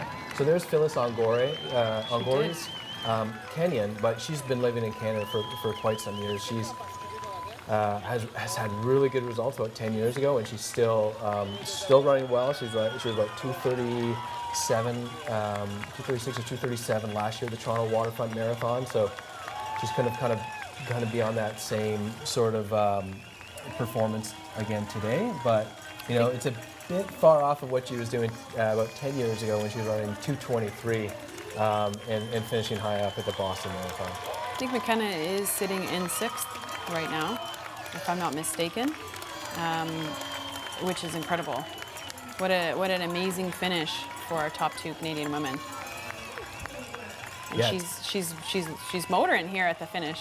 Yeah, it's always nice to double dip into that the prize money there. 4th place paying $4,000, 5th $2,006, $1,000. So McKenna will get $1,500 for 2nd Canadian and another $1,000 for 6th overall, and 2:37:57. That's nice that she got under that 2:38 mark. That's to me that's just as good as her race in Sacramento last year. So she looks okay too. She looks good doing it. Okay. Yes. So strong. She's smiling. She's upright. She looks healthy. Enjoy a really nice lunch. Yeah, and she did have Phyllis there to kind of spur her on to the end, but in general it didn't look like they had the women were really spread out there, and Anne-Marie did have a pacer for a long way, but it's a lot nicer when there's a pack and you're kind of feeling the competition right through the end. Definitely. So we came into this thing expecting Albert Carrier to win, and he did. Little bit of question because of the ankle, but the former New York City champion does it here in Ottawa for a second time, and then Mercy Chalunga in her debut in the marathon just absolutely sent a message to the running world that she's here and she's here to stay. Yeah, she looks like a marathoner. Yeah. So she's had the 31:15 10K under her belt and the 1:08 half. And now that she's done her first marathon, it looks like this is an event that she can do well at, and it will be a springboard to a good marathon career. So let's take a look at the official standings here. We have the top 5 for both the men and the women. Let's start with the men's side. Obviously, career. That was the story today, but Rory Linkletter of Calgary was right there. And just when it looked like career was running away with it, it was Linkletter who just wouldn't really give in and finished about 10 seconds behind. Yeah, what a close first and second. Really impressive. Rory, Rory, you could tell that fire was there. He didn't quit. There wasn't any hesitation with him. It'll be interesting to see how he feels with those post-race interviews, but he did a really great job today. Yeah, we saw him battle right to the end at Boston and pick off a couple of guys in the last few hundred meters, and he brought that again today, where he was 30 seconds back of career with a few kilometers ago, and he made up 20 seconds in the last few kilometers, which is really tough at the end of the marathon. So there was no quitting in him, and a 2:08:31 on the Ottawa course versus his official PB of 2:08:01, I think, in Seville. This is just as good, given that he didn't have a pack to run in the whole way. He was just sort of chasing. So that's a really good result for Rory moving forward. Linkletter talked about his goals being top 10 finish at a major, which he got in Boston this year, and then winning a race. And obviously, silver is not gold. What do you learn from a day like today, going up against a competitor like Career? Yes, I mean, Career, like I said before, he's 2 for 1 against Tamrat Tola, the Olympic champion, right? He's won New York City Marathon. So he's beaten the best runners in the world, and Rory's 10 seconds back, right? So that's got to be a good confidence boost for Rory, knowing that he can finish 6th at the Boston Marathon and 5 weeks later really replicate another performance at that level. It shows that he's moving in the right direction. He's still young. 20 years old. I never ran my first marathon until I was 29. He already has, a bunch of really good marathons under his belt. So it'll be really cool to see what he does in the next year and moving up to LA in 2028. To have 2 Canadian women finish as well as they did. So great, and they were so a pleasure to watch too. The interaction with the crowd and watching their calm and composure. It's incredible. It's inspiring. It's inspiring as a Canadian athlete as well. I'm so proud of them, and I can't wait to see both women continue in their fields. It's amazing. 36,000 competitors in Tamarack Ottawa race weekend. It's amazing how much juice the elites give. I mean, take a look at these top women. You have people from all over the world, and you have Canadians right there. And if you can see it, you can be it. And Anne-Marie Comeau is giving a lot of kind of inspiration to a lot of young Canadian athletes out there that you can belong with the best on the planet. Totally, and historically in this event, when we've watched these athletes go, when we rush to the finish line and we look for the elite field, we haven't seen a lot of Canadians in those top 10. So it's been in the last couple years with some excellent coaching and opportunity, especially for women, excellent coaches, thank you so much, that have provided these women with these incredible splits and times, and it's only getting better. So now it's exciting to be able to bring our kids and say, well, watch for the Canadians because they're going to make that top 10. It's so important to have the elite field in this event, isn't it? It really is. I always find there's like a trickle-down effect, right? So the elites are there, and then you have, the elites like Blair Morgan, who finished 3rd on the Canadian side, and Tristan Woodfine. Tristan lives in the Ottawa area. Blair's right here in Ottawa. And so they're here, throughout the rest of the year, and the other local elites can see them, and they're like, okay, now I'm running with someone who finished top 10 at the Ottawa Marathon. So, and these guys want to run here because Albert Career and Rory Linkletter are here, right? So there's this trickle-down effect that, there's always this sort of 1 degree of separation. And without the excitement at the front end, there's still, of course, you can have a great event, but it's not the same, Yeah. Doesn't have the same excitement. Also adds when the Prime Minister is just hanging out outside, It does. watching all the elites go by and just kind of waving to everybody too. Yeah, it's just the event is so special and it draws so many people out, including our federal and municipal leaders. So, and they're on the course too. You know, I'm tracking our mayor, who's approaching that 30K mark now, and it's pretty extraordinary to have just the whole town. 200,000 spectators plus the athletes. A quarter of the population is here. It's been a lot of fun. Thanks so much. Jenna Thank Ladd, you. Ruud Coolset, Arash Madani saying so long. This has been the 2025 Tamarack Ottawa Race Weekend, where Albert Career has his second Ottawa Championship under his belt. And how about Mercy Chellengat getting it done on the women's side? For all of us here, thank you so much for watching. We hope to see you back in 2026.